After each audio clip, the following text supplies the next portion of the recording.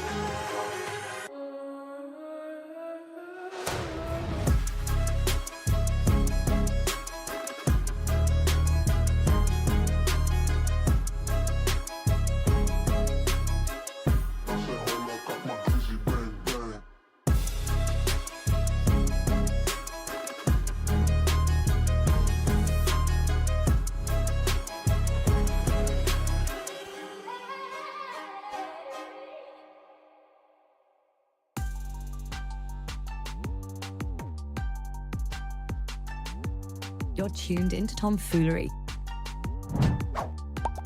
Make sure to hit the thumbs up button and subscribe. And consider donating with super chats, stickers, memberships, or you can even gift memberships to other chatters.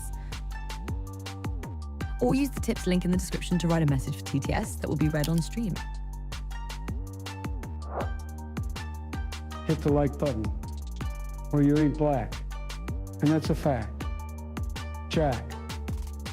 Enjoy the show. Breaking news here in the Capitol. President Trump on day one is set to sign a list of new legislation, including a slew of pardons for tomfoolery. Let's listen in. This one is for tomfoolery. He looked at a lot of Instagram girls on stream and the woke mind virus canceled him. For a pardon? Yes. Full pardon? Full pardon or commutation? Full pardon.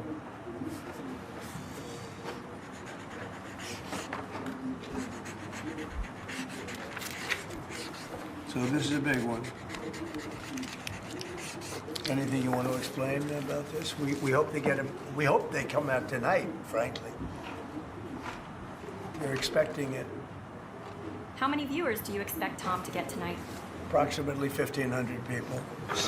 Six commutations. So glitching and growling are getting commuted, not pardoned? We're looking at different things, but the commutations would be the ones that we'll take a look and maybe it'll stay that way or it'll go to full pardon. There's a streamer who is trying to do an interview, but he can't do the show because there's a raccoon on his bed. So this one is a really big one. Why don't we get that down so they can get them going right now? Get the raccoon off the bed, please.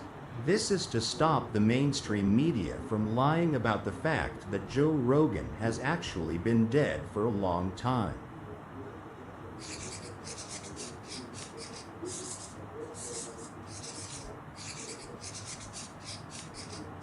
The cartoon standing behind me. JSTLK would like to be redeemed as an honest person. I don't think they will. I don't think they can be. Why don't you take that and go over here? Could you get him over here, not on the side angle? Do you mind? Just go right over here with your friends. Okay? You're all under arrest. This is to get more hot babes and titty streamers on Twitch. Or any platform for that matter. We have a recession of tits and an inflation of bros. Way too many bros. Sounds reasonable. It's true. He's not wrong. Hell yes, I love tits. Me too. Tits are my favorite. Eh? Thank you, President Trump. This is an acknowledgement that you are senile and are much worse off than Sleepy Joe. You don't even know what I'm saying right now. Eh? Poor guy is totally lost.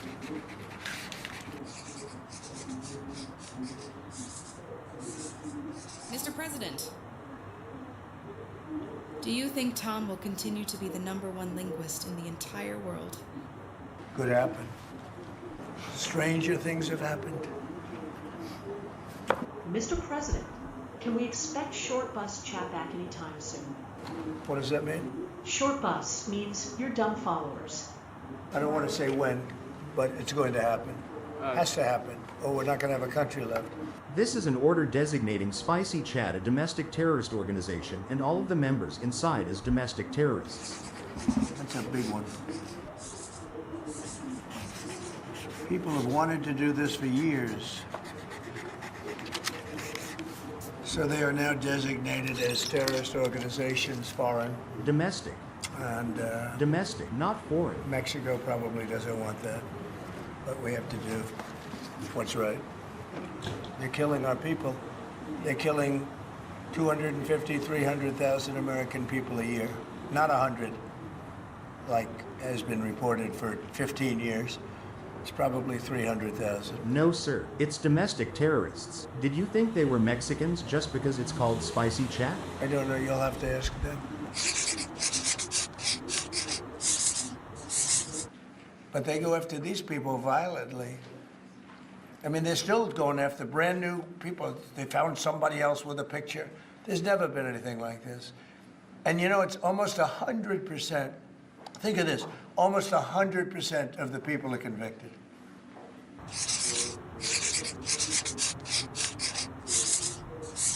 President Trump, do you plan on trying to stop pedophiles in our country today? No.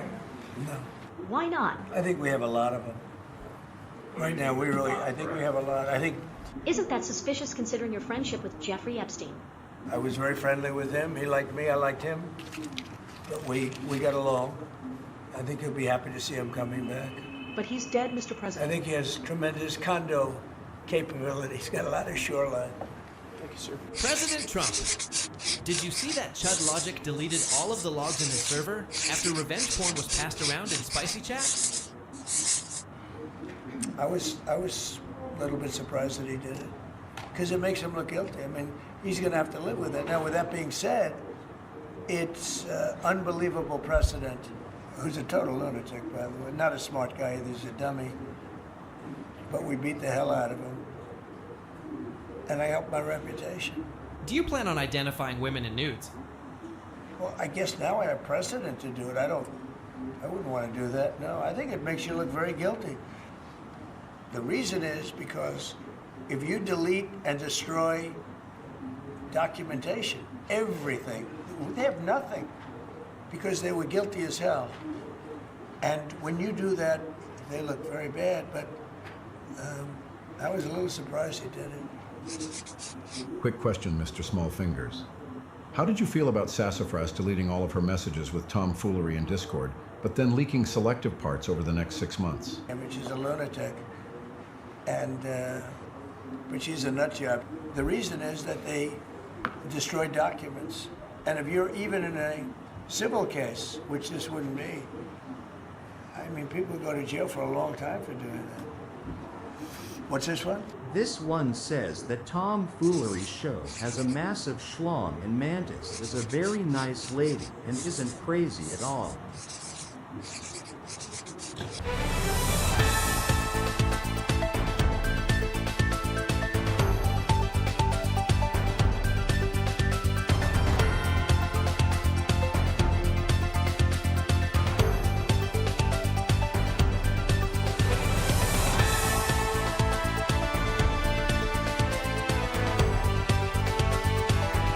Let's fucking go, boy.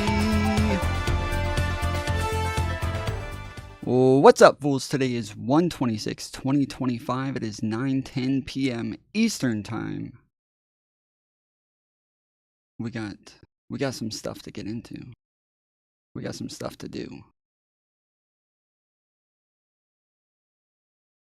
Get rid of that border. Get the fuck out of here, border.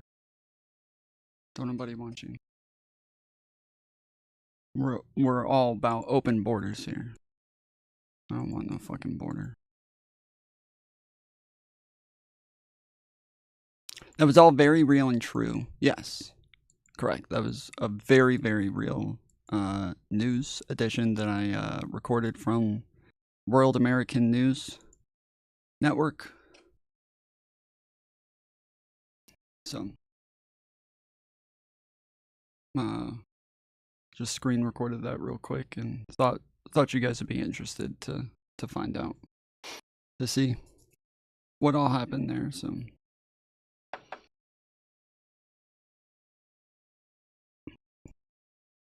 So yeah. Isn't it illegal to satire official acts? Totally. Totally illegal.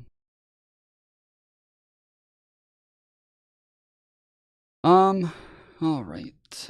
So we do have some stuff. What is this?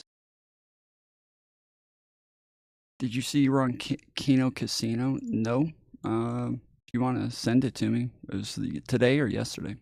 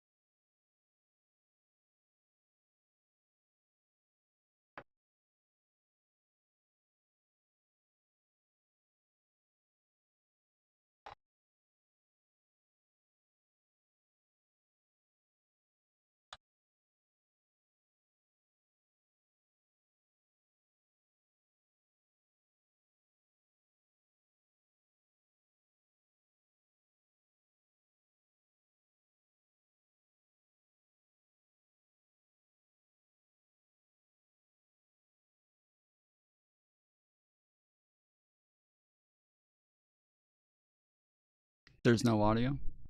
There's no audio. My bad. Maybe.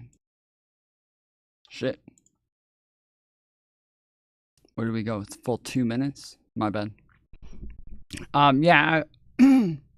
So this says that Denims is now the fourth woman to come forward to accuse Destiny of illegally recording her without her consent. She says that when she refused to have sex with him, he weaponized the illegal voice recordings as part of a smear campaign to silence her.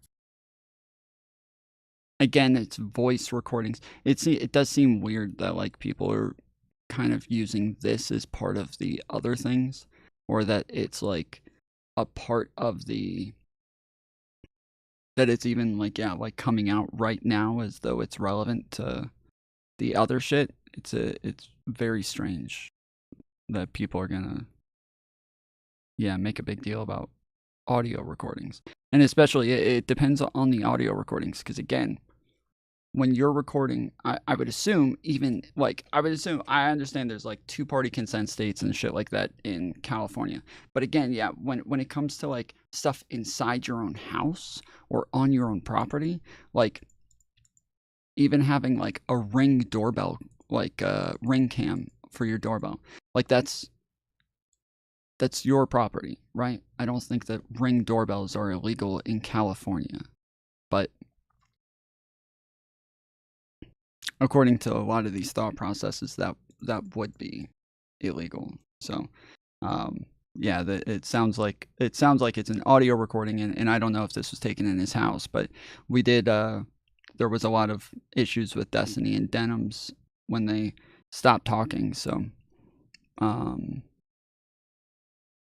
yeah, from my understanding, it was that she was like inviting random guys over to his house, like seemingly having sex with them at his house and letting them like hang out at his house while he wasn't there and nobody was there. It was just her and these other guys, and that was like the big problem at the time. So yeah, that was what I remember being the big issue. But so still like he has so many victims, and he has done this same shtick over and over and over again, where he reaches out, or other women reach out to him who are 18 or 19 or 20. And he does the same song and dance where he tries to use and abuse them and then discard them when it's no longer relevant or useful for him. And unfortunately, I made the mistake of not having had sex with him. And after that point, he decided to just do a full smear campaign on me, and threatened to leak non-sexual. In this case, I feel like it's important to recognize that, because these people have had to deal with him leaking sexual video footage or audio footage, but then he threatened to leak non-consensual, illegal recordings of me. We had a conversation, and he recorded it in California, which is a 2-party consent state, which you cannot record people without their consent, and then threatened to leak that. And I thought that the audio recording was of a different nature, and I was super scared. I was terrified. And that was me thinking it was something else. Like in California, yes. And since that moment, I basically didn't talk about him at all, because, like I said, he is a black hole. He's a cynical piece of shit black hole whose only goal is to sexually abuse women. A lot of women like Pixie, or like Cherry, or like any of the women that he surrounds himself with. And I am very happy to see that there is finally someone who is a perfect victim, who is brave enough to come out. Does he just record everyone around him? Yes. Yes. so yeah, that it sounds like it is just recordings of stuff that's not even this isn't sexual. So it just seems like, yeah, to like talk about this now, it seems a little odd. But okay, so it's not sexual. And then yeah, like I would want to know, like, where were the recordings made? Where were they done? Like, was it inside of his house? Was it done, somewhere else? And what were the recordings of? I guess she says that like he blackmailed her with it, so she can't really tell us what it is. But then we also then can't really like come to any sort of conclusion on these either, then, if we can't know what they are. So I'm a little lost on like what we can even do with this information.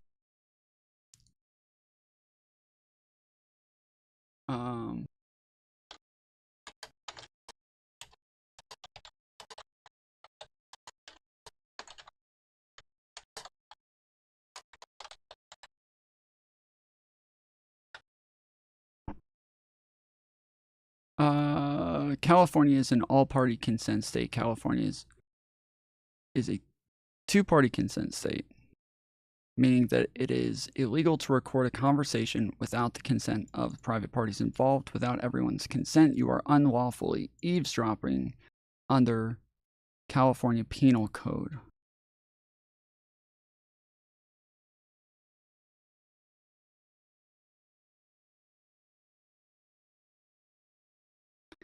So it is against the law to record someone in private areas. You may record both video and audio when you are in public places or on private property with permission. Wait, if you have permission to be on the property, or if you have permission to record, which one of those? That's not very clear.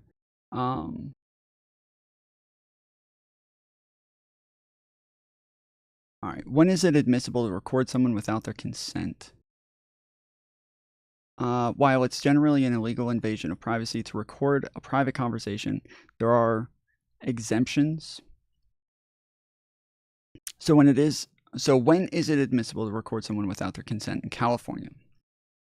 Before we get to the exemptions, it's important to know that California follows a two-party consent state law, also known as all-party consent law. This means that the consent of all individuals participating in the conversation is required before it can be legally recorded.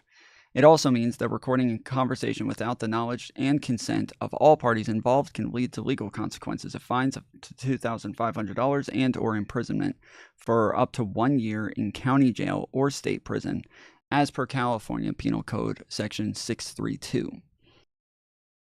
Sometimes it's called an Invasion of Privacy Act. PC Section 632 states that blah, blah, blah, confidential communications refers. As a rule, in criminal defense perspective, we can generally advise not to record someone unless all other parties are advised and consent to be recorded. But of course, there are exceptions. Exceptions that make it admissible to record someone without their consent. California law also states that one party to a confidential communication is not prohibited from recording the communications for the purpose of obtaining evidence reasonably believed to relate to the commission by another party to communicate to the communication of a crime or extortion, kidnapping, bribery, any felony involving violence against the person, including but not limited to human trafficking, is defined in Section 2361, or violation of the Section 653. Domestic violence is defined. Okay. Public conversations, law enforcement, personal safety. California law also allows individuals to record conversations without consent if they reasonably believe that it is necessary to protect their personal safety or the safety of others, rather than for presenting criminal defense. This is an exception. It is intended to address situations where the recording can provide evidence showing threats and therefore possibly proactively prevent extortion, kidnapping, bribery, any felony involving violence against the person, including but not limited to human trafficking. Protection of rights and evidence. Recording the conversation without consent may also be admissible when it is done to protect one's rights or to gather evidence in certain circumstances. So here's the problem with this that I don't know is that, like, obviously you would have to do some sort of due diligence ahead of time. So you would have to say, okay, I believe that there's a possibility that this is the case, but if you go and record them and you don't get any evidence of that with the recording, you're obviously, like, you didn't get it. And so now, like, if you don't actually get the proof, or you turn out to be wrong about what it is that you thought was happening or something like that, you can't, you can't, I'm assuming you don't have to actually be right in order for it to work. Like if somebody took me to court and they're like, this person recorded me without any evidence they recorded me without my permission. They didn't ask me for consent. And so now I want to sue this person for recording me. And then I'm like, no, I was recording them because I thought that they were engaging in a crime and it was for my own safety. And then they're like, okay, so where's the evidence that they did something that violated your safety or, committed a crime against you? And I'm like, oh no, I recorded it, but it turned out they didn't. Turns out they didn't do it. So I didn't get the evidence. I was wrong. But that's why I recorded it, was because I thought there was a possibility that that was the case. Like, yeah, I would assume there's some sort of like lines there for the due diligence in order to say that like you had like reasonable suspicion and that's why you were like capable of doing it. Journalistic purposes, consent given. When in doubt, seek legal advice. Huh. Yeah, okay, that's odd. That's really strange that you're not able to record on your own property.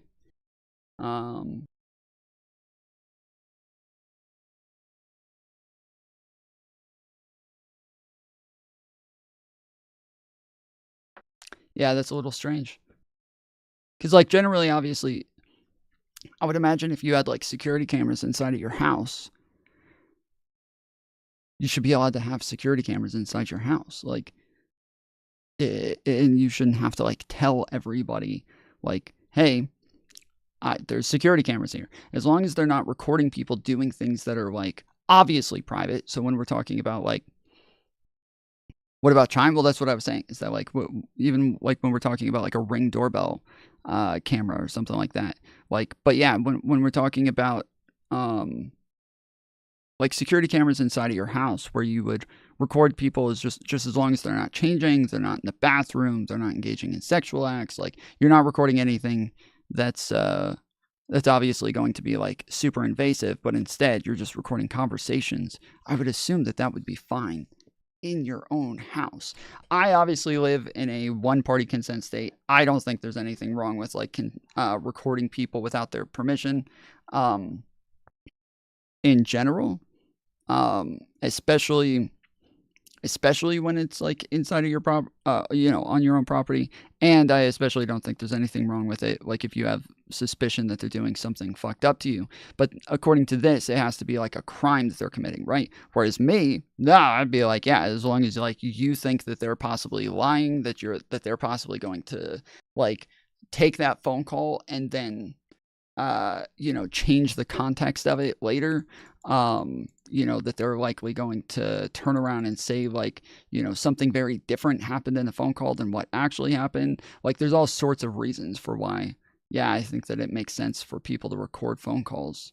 And I've always been, like, pretty clear that, yeah, I record a lot of phone calls. Like, I am totally willing to record phone calls and have no issue recording phone calls because yeah, I think that they tend to come in handy later. So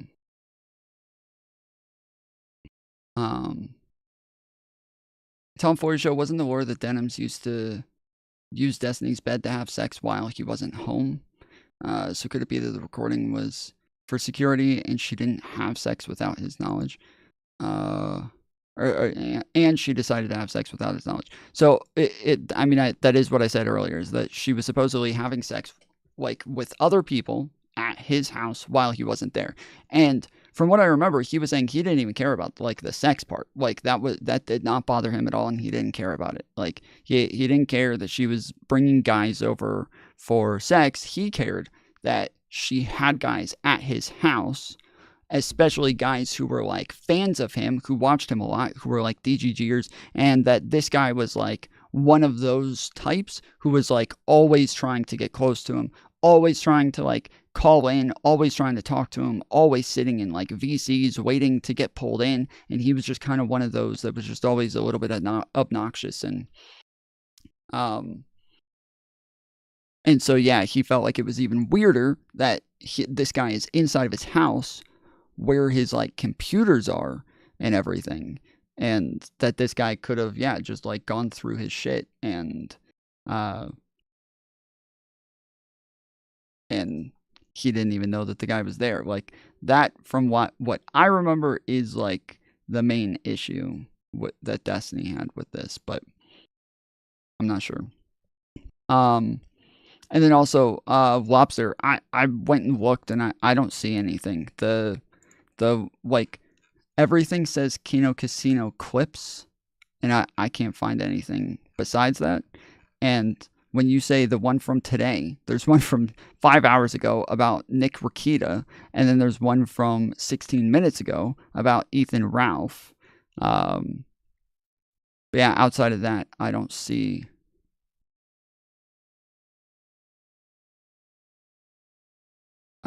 anything that you could be referencing here. So, yeah, unless you can like post it in Discord, I don't know what you're talking about.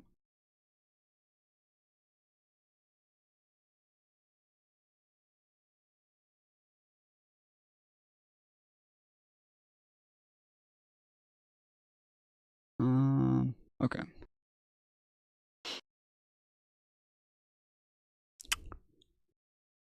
So yeah, that's my understanding. If you're saying he responded to it today, are you asking if he responded to it? Because I have no idea. If you're asking, I have no idea what the answer is. But if you're telling me that he responded, yeah, I don't know where that happened. So if you want to tell me where that happened, I can go find it. But on LSF or something.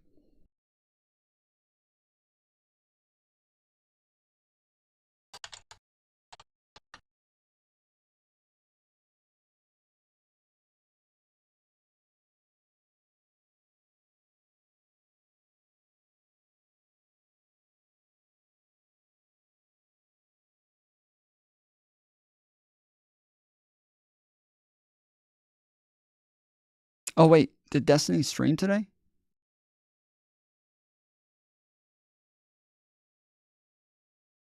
Wait, is it a meme? Is there somebody named Billy that there's like a meme? Because if you guys don't tell me, then I'm just scrolling through shit saying like, oh nope, I'm not in this, so I don't. Not this one. Nope, not in this, so not this one.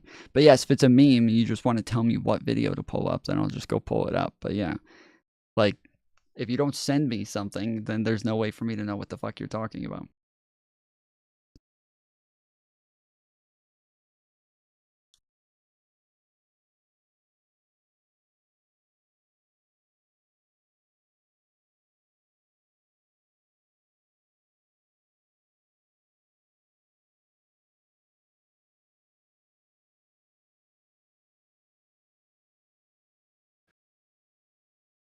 And says thoughtless things when there's a lot of attention and a lot of eyeballs on him, especially immediately after his mods were posting about how like, oh, if you want to do salutes, come join our Discord, or you know, things like the Holocaust. I'm 99% sure it happened.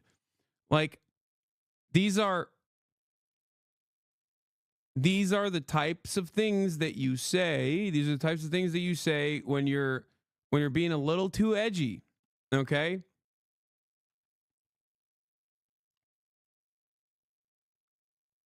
When you might think like, "Oh, I'm untouchable," or "I'm being edgy," but you're going to get in trouble.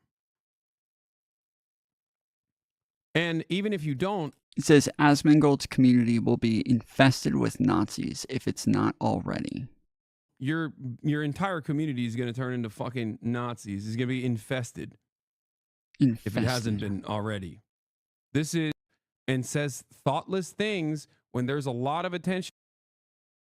I don't know about that.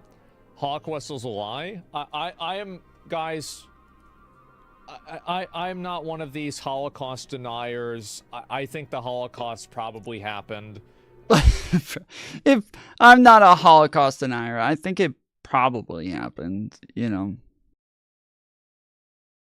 It seems like it might be the case that it happened, yeah. It probably, you know, who knows? While he's got Elon Musk in the fucking Nazi salute right behind him. That's great. Happened. Yeah. I think probably 99% certainty it happened. Okay, there we go. And the number of people that were killed is not a big... I don't know about that. Holocaust is a lie. I'm not an emotional thinker, okay? Like, so I can't appeal to people emotionally. But what I can say is that every part of my logical brain is telling me that this was not an intentional Nazi salute. This was not any nod at any sort of... Yeah, I don't think anybody really thinks it's intentional. There's already Also, all of the clips that everybody's like taking, so you know how all of the Republicans and everybody just went and grabbed like pictures of like Kamala Harris and all these people with their hands up in the air, and they're like, look, you guys didn't freak out when all the Democrats were doing Nazi salutes, but you care when Elon does it. You're such hypocrites. Yeah, here's Libs of TikTok. Can someone direct me to the articles where the media expressed outrage over this? I can't find any. And it's these. So everybody has gone and gotten the actual, and because I kept saying there's a reason they're posting videos. Or sorry, there's a reason they're posting pictures and we're posting videos. We post a video of Elon doing it. We post a video of Elon doing it, and he doesn't just end up with his hand like this in a place that we can screenshot, but he does this, you know, to where it's like, oh shit, like that's like a whole other thing. So yeah, so now they've went and gotten like the full videos, and it is things where like here he's waving to the crowd like, how's everybody doing? How's it going? Good to see you. And then this is Kamala going, we're going to go as high as the mountains. Like, and she's like, to the mountains. And so, yes, they went and got the videos of all of them. And they are like actually like pointing at stuff, or they're waving, or they're doing like saying like this high, or we're going to go over there or something. Whereas what Elon did is this. And it's just a Nazi salute. I don't think he was trying to do a Nazi salute. I don't think he was trying to like Heil Hitler, but I do think that it is a Nazi salute. That's just what it is. It just is a Nazi salute. And so the issue is that they like keep taking screenshots of people with just their hands up in the air, but they're not showing the videos of these on purpose because they know that they're not anywhere near the same. Nowhere near the same. Tom Fuller show, he was trying to do it. It's okay. I have no reason to believe that. The issue was that he just did do a Nazi salute. Like, it's just still insanely inappropriate and great coping, Tom. Yeah, it's totally. It's just insanely inappropriate to do that, where you go from the fucking chest up in the air like that. That's just what a Nazi salute is. That's just what like a Heil Hitler is. That's it. And so yeah, to act like, oh, that's just the media. It's just the media. Like, no, it's not the media. You did that. That is what you did. Like, you did do it. Like, if you were being like good faith, you would just be like, yeah, I totally get it. That definitely looks like a Nazi salute. It wasn't meant to be, but I understand like why people got that from it.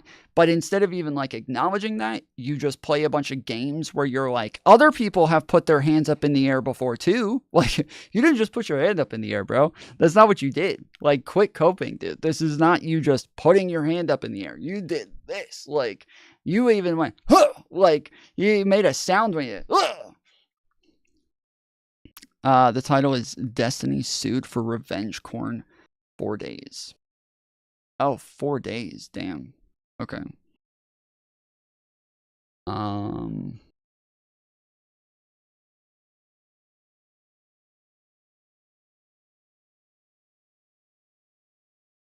Destiny might find himself on an address registry. He might be on the sex offenders list, buddy. Wait, is this like, do they just go over like Tommy C's video, or is it? Yeah, like so like if this is like President Sunday's video, yeah, I know I'm in President Sunday's video.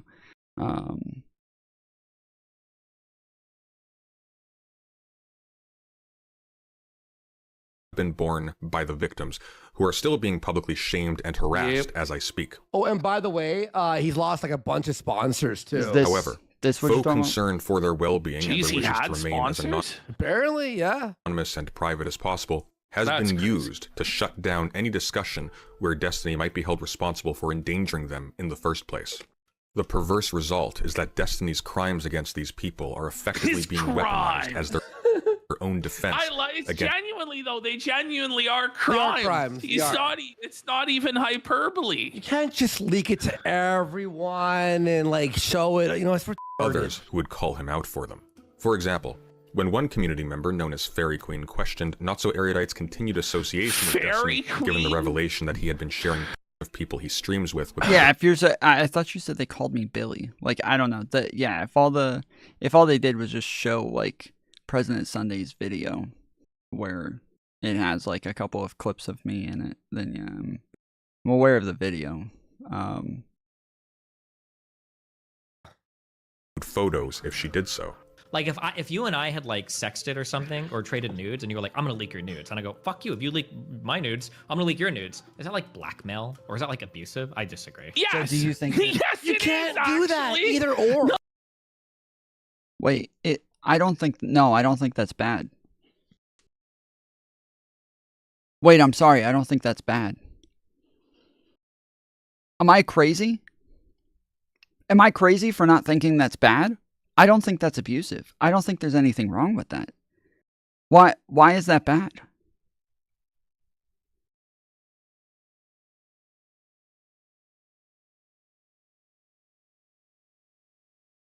Why is that bad? If somebody says, I'm going to leak your nudes, and you say, I'm going to leak yours if you leak mine, why is that abusive? Why is that bad? This is insane. Because this is, I believe this is like the conversation that Mr. Girl and I had. And I think it is. I'm not positive, but I don't even like remember. I feel like he had to agree with me on this.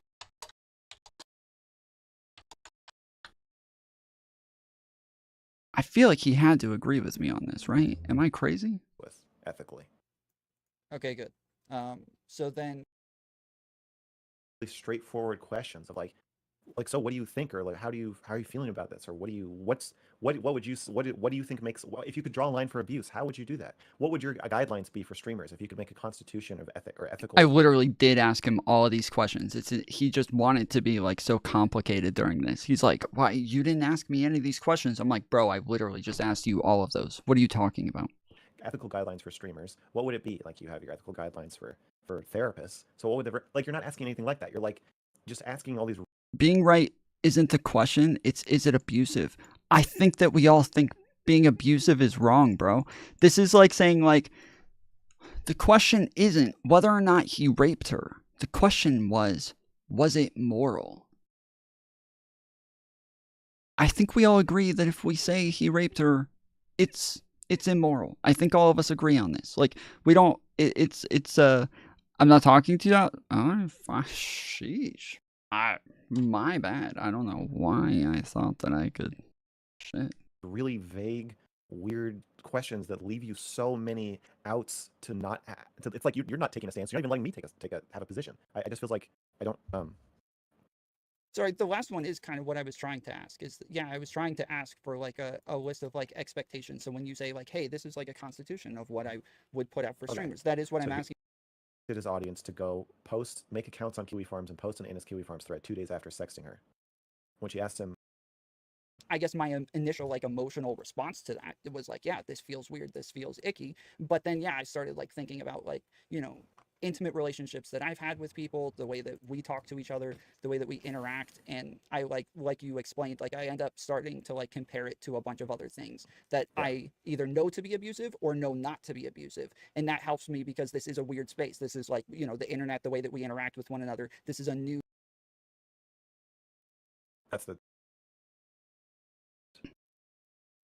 And that as long as the debate, bro, as long as the logic interlocking. I'm sorry. I feel like him and I agreed on this, but I could be wrong. Okay. This is so weird. All right. Yeah. How do they think this is abuse? You can't, bro. It's like, it's not blackmail because I've publicly threatened to do that. It's like extortion, isn't it? Hey, pal, am I publicly committing crimes? It's really wise, Destiny, to pontificate on this. This is like the philosophy is, as long as he does it publicly, he can get away with anything. Yeah, exactly. And it's okay. It's like, as long as he's a public cock, it's okay that Melina was getting run through by 12 bulls. You know what I mean? As long as he's publicly eating cum and sucking dick, apparently it's okay. But it's not okay. It's degenerate there. And it's like, as long as I publicly blackmail them, it's not really blackmail. No, that's not really how it works, These guys are so fucking cringe, dude. These guys are so fucking cringe. What the hell? Like, I'm just calling this degenerate, therefore it's bad. Like, I just decided to label this degenerate. Like, what is degenerate? Anything I don't like. Anything, if I don't like it and I think it's weird, now it's degenerate. And if I say it's degenerate, therefore it's an immoral thing. You can't do it anymore. Leaking sexting and leaking nudes is proportional, or do you think it's a proportional response in the way that you're reacting to them? I think it's about proportional. She's like walking in. What the mean? Like, you walk in on your husband plotting his incel revenge against women by leaking their nudes. Like, this isn't normal. Oh, just to be clear, that's not what happened here. This was after Mr. Girl came out with his report talking about the fact that Destiny had threatened to leak nudes after she threatened to leak his DMs of them sexting. So she said she was going to leak the DMs showing them sexting. And so I talked to Mr. Girl about this. And when him and I had this conversation, he made a really big deal about that part. And I was saying, yeah, I guess I think it's disproportionate. Carousel Horse, Naomi, Carousel Horse, tipped $5. Support your fav rated by using Stream Elements. Thumbs up. #TugLife.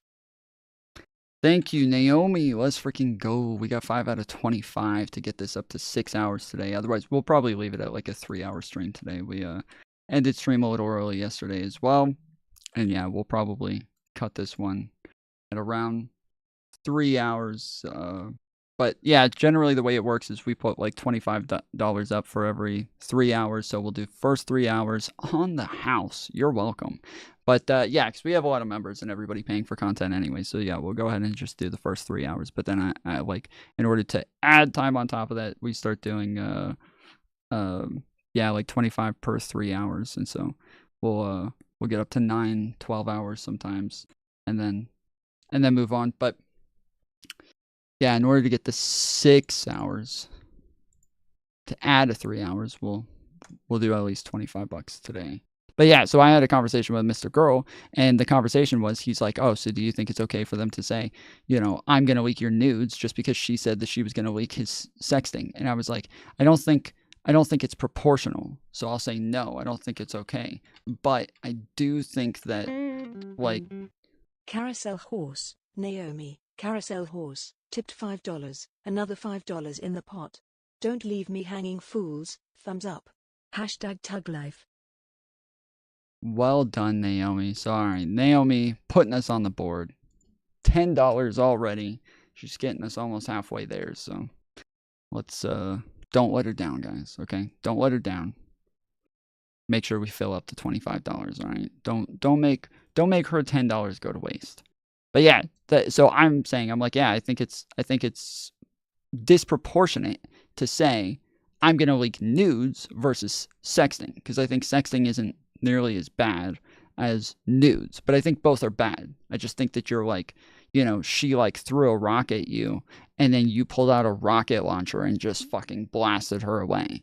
So I think that's a little disproportionate. Like you went overkill in your response, though I also do think that generally if somebody attacks you first, you do like kind of raise the stakes a little bit when you attack them back. I think that's necessary normally, but I don't think I do think that I don't think that it's wrong to return fire. If somebody's attacking you, if you just allow them to do it over and over, then yes, you're just not really you're not really able to draw a line. You're not able to stop this person from doing those things, and you're just pretty much saying it's okay to continuously attack you. So I don't have a problem with that. I have a problem with like how disproportionate it was. So that's why I, like a couple days later, went and talked to Destiny about it, and him and I had a conversation about it here. But this is not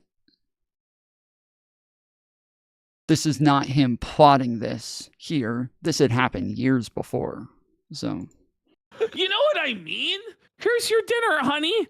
Oh, thanks. Let me get back to my conversation with Greg here about leaking fucking revenge porn of women that I'm Greg. sexting behind your back. Okay. That's wild. It's totally normal there. Yeah.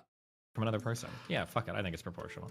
Destiny has also at least once admitted to accidentally sending homemade videos of him and his wife to people who his wife. Wait, how do you accident? How you?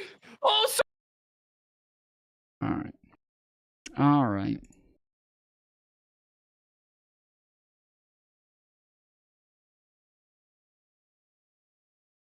Okay, so we just watched the video from Denims just a minute ago where she was saying that she also was recorded without her consent. But as I said, my understanding is that these recordings were taken from inside her house. We did go look up like the law, and it doesn't seem as though that actually makes any difference in California. So you still have to get permission from people in order to record them inside your own house. So if you had security cameras inside your own house to, you know, see what's going on inside there, or to have some sort of protection or some sort of like, you know, documentation of what happens if people break in or somebody comes in and kills you.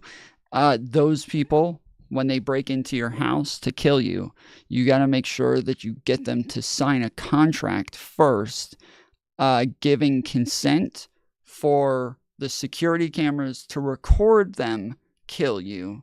Otherwise, it's going to be inadmissible in court. And if they fail at killing you, you're going to be charged with non-consensual recording of those guys as well. So, yeah, you want to make sure you stop the murderers from murdering you first, and get them to sign the contract. So I guess Destiny responded to this today. These are logs from DGG, it looks like. And so it says, Destiny, what even was the date for this? Oh, wait, actually, I still have this recording. I could just publish it. Well, W. Zucarier, this is literally from like 6 years ago. What the fuck are you going on about? Or what the fuck are you talking about? Hidden kumquat. There's literally nothing to leak. This whole thing has been litigated a billion times in the past. This is retarded. So yeah, I was gonna say, I feel like we've already been over all of this. Like, this is weird that she's bringing this up out of nowhere, like just to pile on to this whole thing. This is super strange, but okay, so is this one bottom to top or top to bottom? This one's top to bottom. Okay. He says,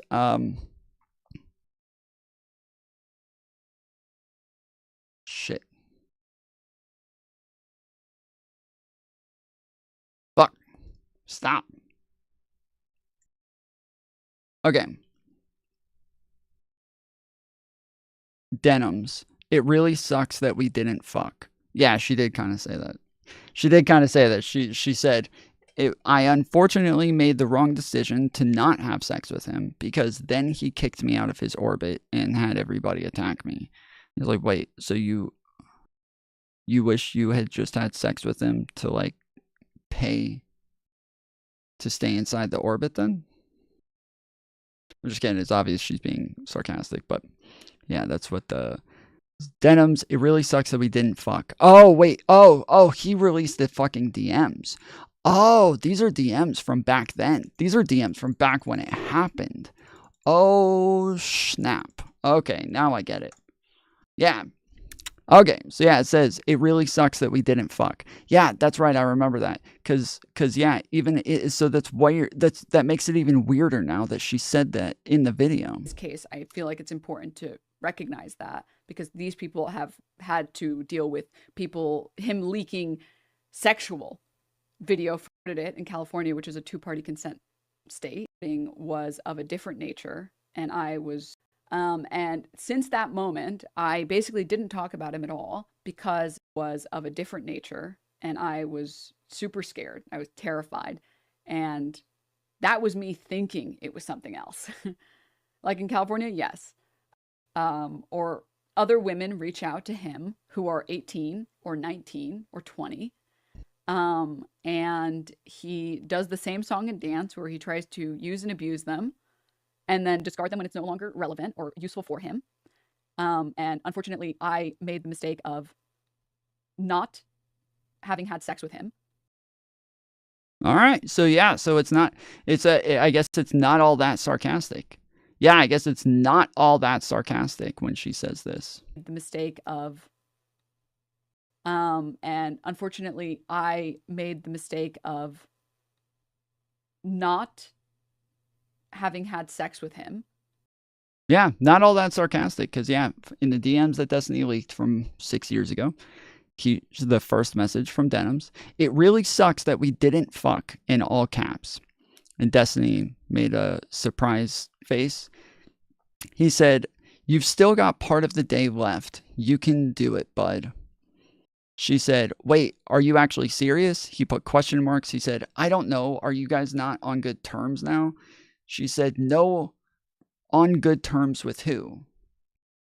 He said, "Atlas." So Atlas was the guy that she brought into his house without his permission and then was supposedly having sex with this person. I know it's sarcasm. I'm just kidding. I'm just saying that, like, I think that she's trying to, like, repaint this as though she, like, refused to have sex with him, and that she was refusing it, like she was refusing to give him the poontang, and that's why he attacked her, right? He decided, if you don't give me the coochie, I'm sending my group of sycophants after you. I'm sending my cult after you. That's it. You have to pay penance with pussy. You got to pay that pussy penance. And so that's kind of the like idea that she's pushing here. But then we go look at it, and that's not it at all. She didn't refuse to have sex with him. She didn't try to stop him from having sex with her. She wasn't like, no, she apparently really wanted to have sex with him, and it just didn't work out as far as timing went. So I'm saying that here she's trying to make it look like this is all sarcasm so that she can paint it in this way. But then as soon as we see the DMs, it's like, oh, wait, that's actually not even sarcasm. That's actually accurate. Like, So she says, "Are you actually serious?" He says, "I don't know. You guys on good terms?" She says, "On good terms with who?" He says, "Atlas." So Atlas, again, was the guy that she brought inside of his house, supposedly, and had sex with, according to his story, is that, yeah, she was bringing in another guy and having sex with him in his house while he was gone. And so he said, "Atlas." She said, "What? I wanted to fuck Atlas and you." He said, "You're mad that you two didn't get to fuck?" "Oh, well," she said, "Wait, are you actually serious about," he said, "about what?" She said, "About this Atlas thing. Did you think I only wanted to fuck Atlas?" He said, "Oh yeah, 100%. She said, "OMFG. That's not,"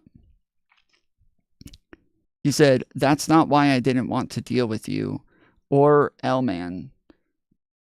Though it was just all too complicated and messy." She said, "You're real dense." He said, "LOL, mate." Okay, holy shit. So I remember her, like, saying over and over, she fucked up. It's her fault. Like, she ruined everything. And her, like, yeah, like, crying about it. She was literally crying, saying, like, this is all my fault. I screwed up. I'm sorry. I shouldn't have brought, him in your house. Please, like, give me another chance, blah, blah, blah. Like, that's what I remember. And I think it was her and somebody else. I don't remember who the other person was, but I just remember that, yeah, her and somebody else both got, like, kicked out afterwards. It might have been Casey Tron or something like that, but yeah, I don't remember.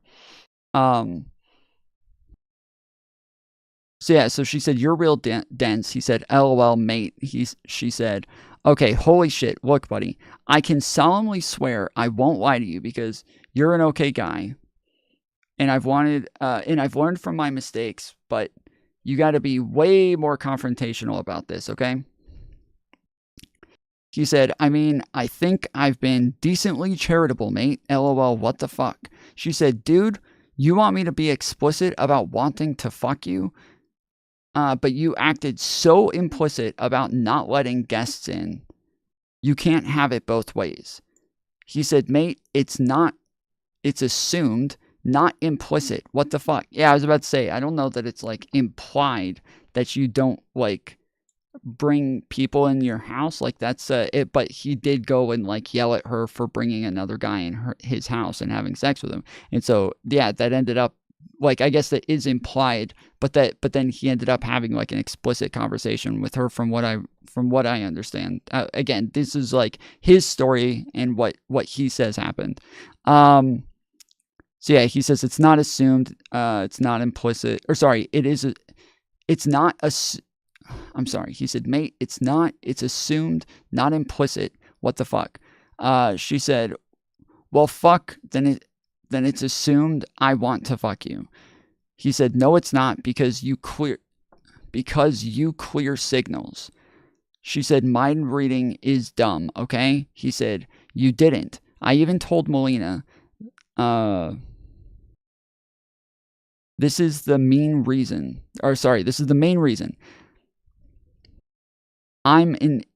Even came with us. Iman? Oh, Iman. Oh, I think. Okay, so that's who the other person was Iman, which generally Iman normally means Pokemon, because Pokemon's name was Iman, but I think this is a different Iman than Pokemon. He said, and why I invited her up. Because me and Melina both agreed there was a super, super low chance you wanted to do anything with me. She said, no one else thought so. You could have asked Iman or Atlas, and they both would have told you. Mel is a dummy, too. Holy shit. I told her I wanted to do stuff with you, so she could relay the message. He said, yeah, but it seemed like you were just saying that to placate her and I. Mate, all of your signals are so clear. LOL. She said, what is this mind reading, Steven? No, I didn't say that to placate her dumbass. He said, sigh, Denims. So, okay. So, yeah, so this is pretty clear that he did not try to have sex with her, and then she like turned him down, that it was more so that he just thought she didn't want to have sex, but that wasn't like a problem. That the problem was that she was bringing other guys in and having sex with them, but then she I guess didn't think that was an issue. Iman, LOL. That's Pokemon's real name is Iman, which is why her name is Pokemon. But then eventually, because there's an E at the end, everybody called her Pokimane. And she eventually got afraid that she was going to get sued by the company for having the same name as them. And so she just let everybody call her Pokimane because she didn't want to have the same name as Pokemon. And so she allowed everybody to call her Pokimane. But her real name is Iman. And so she wanted everybody to just, like, initially the idea was that, yes, it was a play on words to say Pokemon, to have her name in the title, like Tom for tomfoolery. Super brilliant.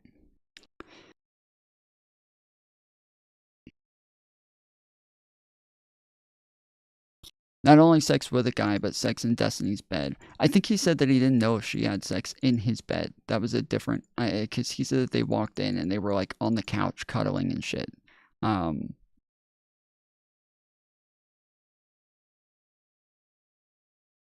was just laughing when you wasn't saying it right. Wait, what do you mean? I was saying it right. Why are you saying that? I was saying, are you saying because I didn't say Pokimane and I said Pokemon instead? So you didn't know that that's why, that's like the real name?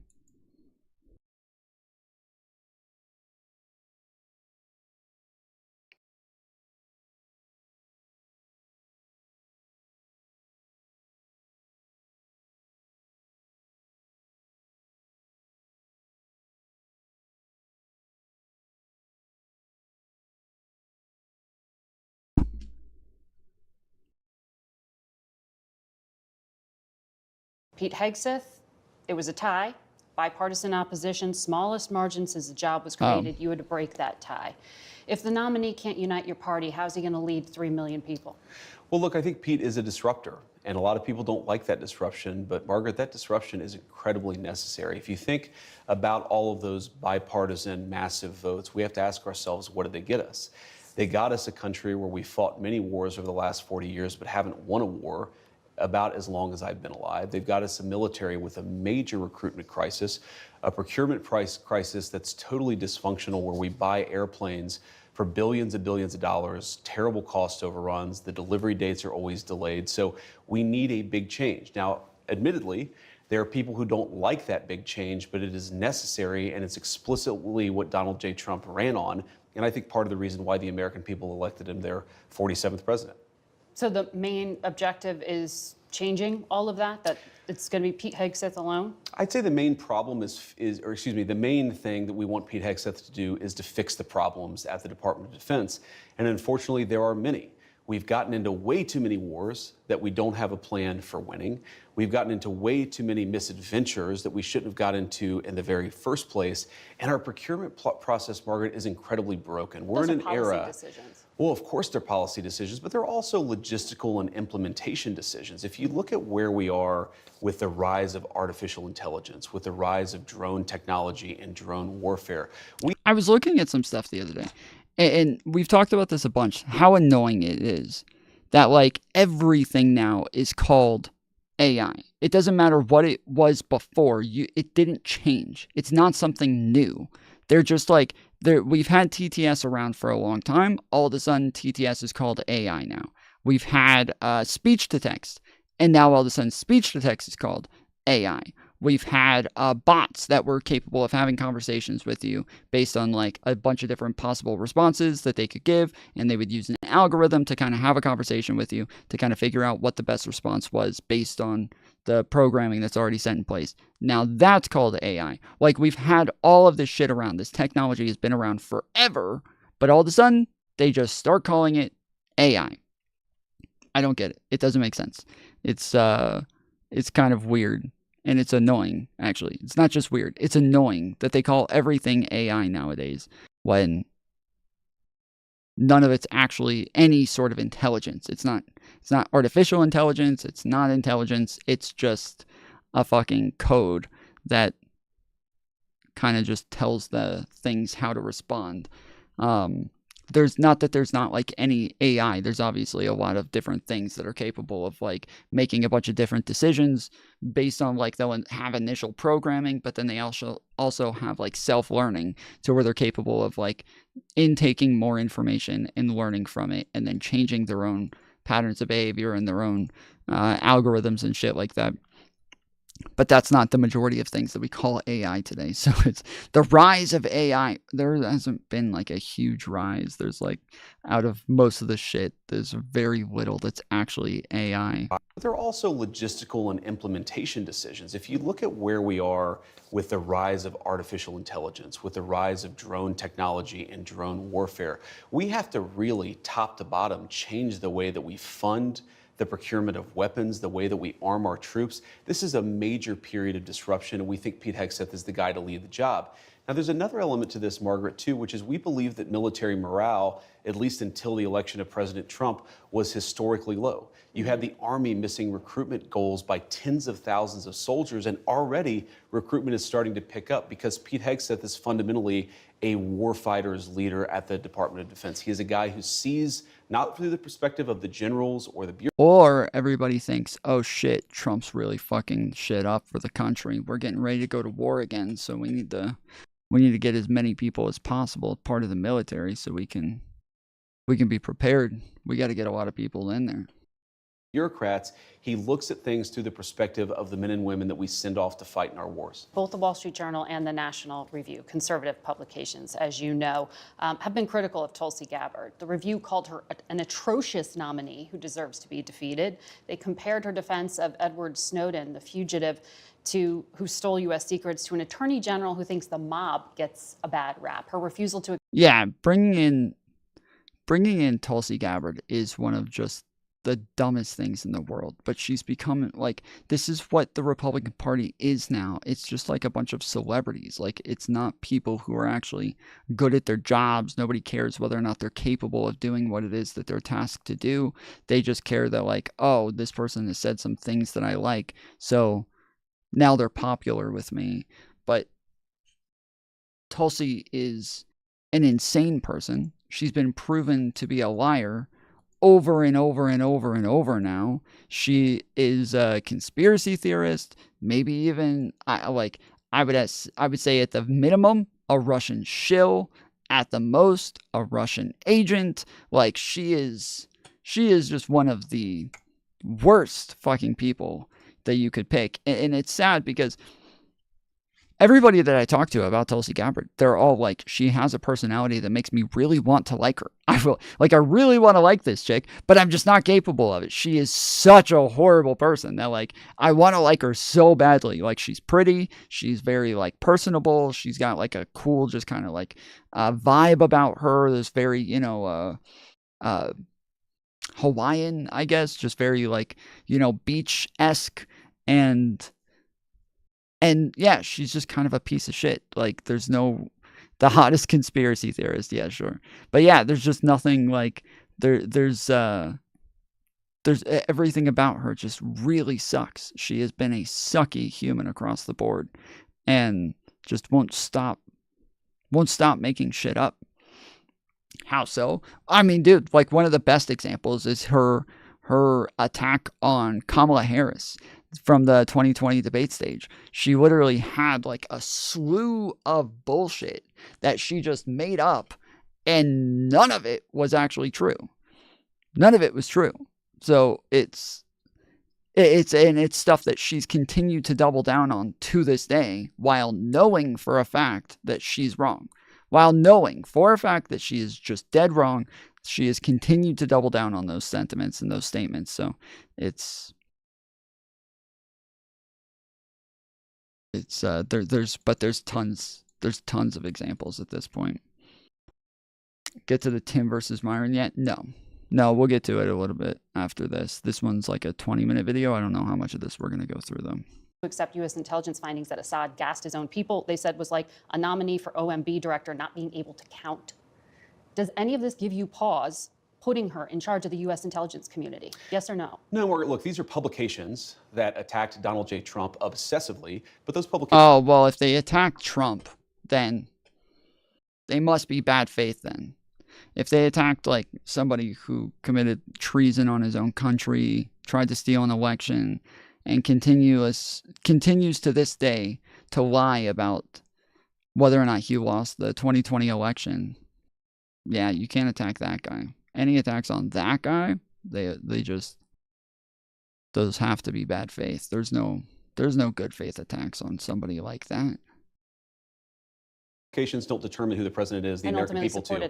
And Donald J. Trump is the person who determines who his cabinet is, not these publications that I think, frankly, have lost relevance. Here's Tulsi Gabbard's. Well, the Senate will provide advice and consent as is its constitutional obligation, but I feel confident that Tulsi Gabbard will ultimately get through. Two things that are important to know about Tulsi. First of all, she is a career military servant who's had a classification at the highest levels for nearly 2 decades. She has impeccable character, impeccable record of service, and she also is a person who I think is going to bring some trust back to the intelligence services. The bureaucrats at our intelligence services have gotten completely out of control. They've been part of the weaponization of our political system, the weaponization of our justice system. We need to have good intelligence services who keep us safe, but part of that is restoring trust in those services, and we think Tulsi is the right person to do it. That's she why doesn't the president. Trust those intelligence services. Yeah, I was about to say. The bureaucrats have gotten out of control, and we need somebody there who's going to rein. I was about to say, how are you going to get all those people to listen to you when you've done nothing but lie about them and talk shit about them for the last 5 years? How the hell are you supposed to get those people to care or like to listen to anything you have to say when they all know that you've done nothing but lie about them? Them in and return those services to their core mission of identifying information that's going to keep us safe. You campaigned on lowering prices for consumers. We've seen all of these executive orders. Which one lowers prices? We have done a lot, and there have been a number of executive orders that have caused already jobs to start coming back into our country, which is a core part of lowering prices. More capital investment, more job creation in our economy is one of the things that's going to... If you guys missed it, if you just got here, we only had, I think, 20 or so people here at the beginning of stream. But there were some bombshell executive orders that were signed today. And so, yeah, if you missed the beginning of stream, you're going to want to go back and watch that part because... yeah, that is a can't miss part of stream. To drive down prices for all consumers, but also raise wages so that people can afford to buy the things that they need. If you look at our slate of executive orders, no, Margaret, prices are going to come down, but it's going to take a little bit of time, right? The president has been president for all of 5 days. I think that in those 5 days, he's accomplished more than Joe Biden did in 4 years. It's been an incredible breakneck pace of activity. We're going to work with Congress. We're, of course, going to have more executive orders. No shot. He's signed tons of executive orders that are probably not even going to stand. Like, a lot of them are not going to, are going to get overturned pretty quickly. I don't know. If you're Stephen A. Smith, like we went over last night, you think that that's you doing your part.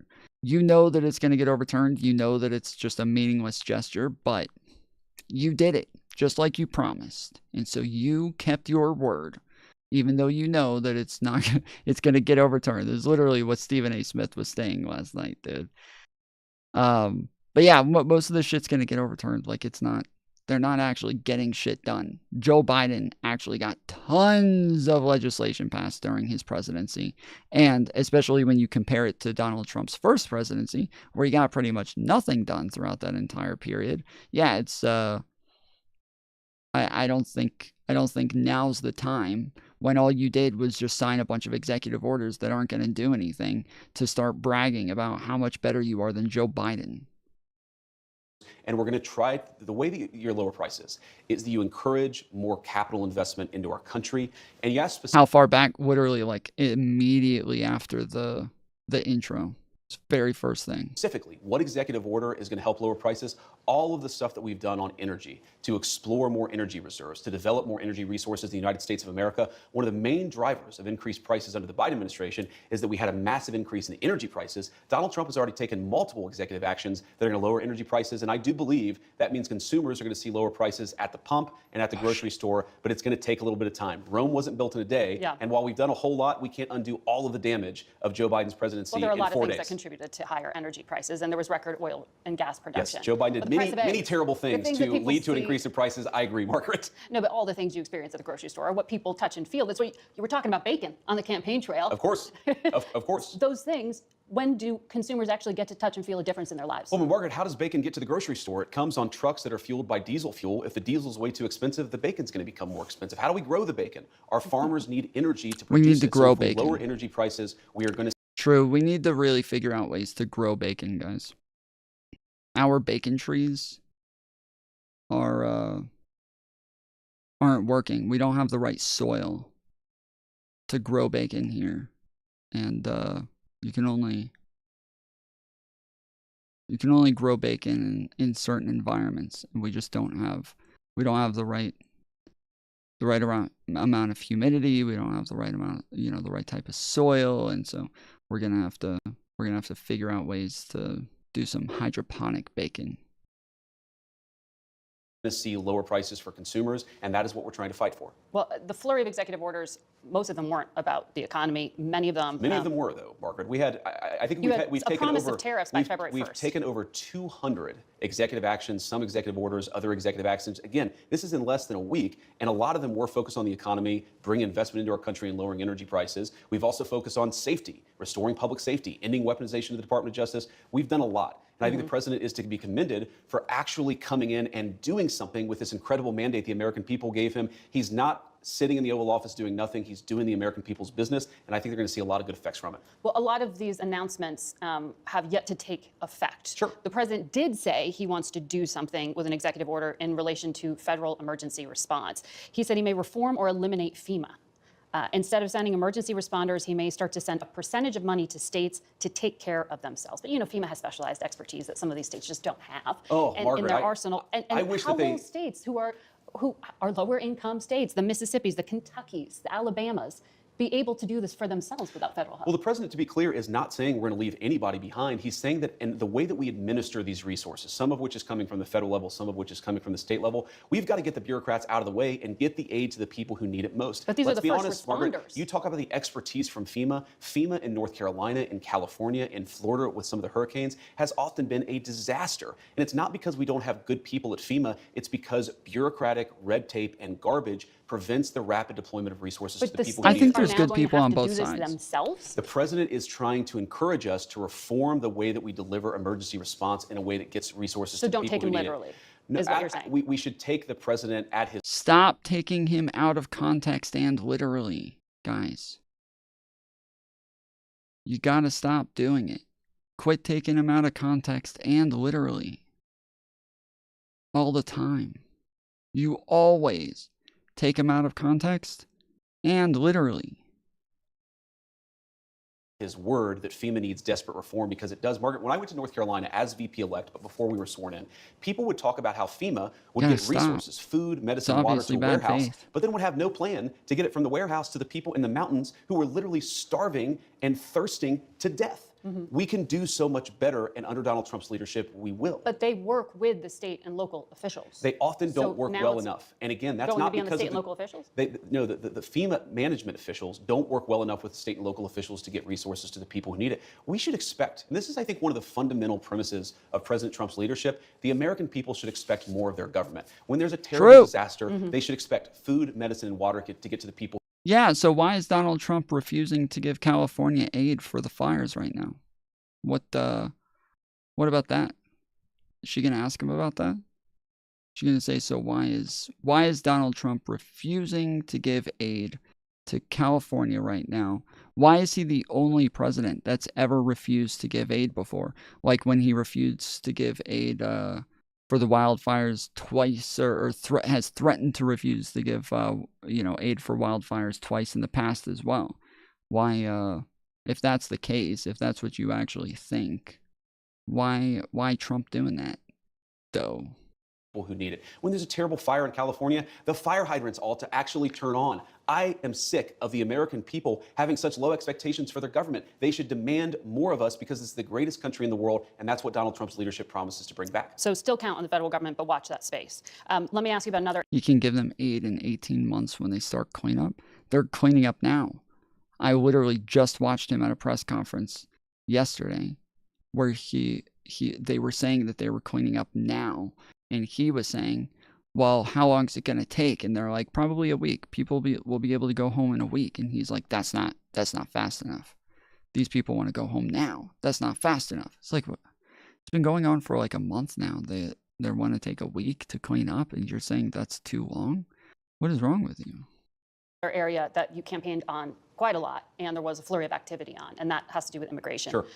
The U.S. Conference of Catholic Bishops this week condemned some of the executive orders signed by President Trump, specifically those allowing immigration and customs enforcement to enter churches and to enter schools. Do you personally support the idea of conducting a raid or enforcement action in a church service, at a school? Well, let me address this. Of course, if you have a person who is convicted of a violent crime, whether they're an illegal immigrant or a Tom, you're so wrong. What am I wrong about? I can, again, if you guys want to say I'm wrong, instead of asking me for a source, this is just showing how bad faith you are. But yeah, go ahead. What do you think I'm wrong about? We'll get to it.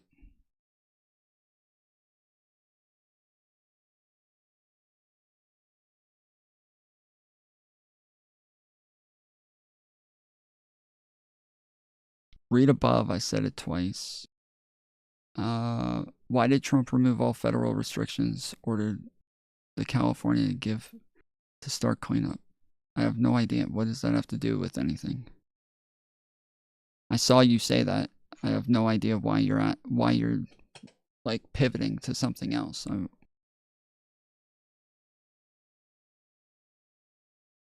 So we're stopping for a dumbass comment. Yeah, that's what we do. Non-illegal immigrant, you have to go and get that person to protect the public safety. That's not unique to immigration. But let me just address this particular issue, Margaret, because as a practicing Catholic, I was actually heartbroken by that statement. And I think that the U.S. Conference of Catholic Bishops needs to actually look in the mirror a little bit and recognize that when they receive over $100 million to help resettle illegal immigrants, are they worried about humanitarian concerns, or are they actually worried about their bottom line? We are going to enforce immigration law. We're going to protect the American people. Yeah. Donald Trump promised to do that. And I believe the U.S. Conference of Catholic Bishops, if they're worried about the humanitarian costs of immigration enforcement, let them talk about the children who have been sex trafficked because of the wide open border of Joe Biden. You personally let them talk support them about going into people like schools Laken and Riley churches. who were brutal. You said he's hindering California. I didn't say that. I didn't say he's hindering California. Him removing federal restrictions doesn't matter all that much to me. I was talking about the aid.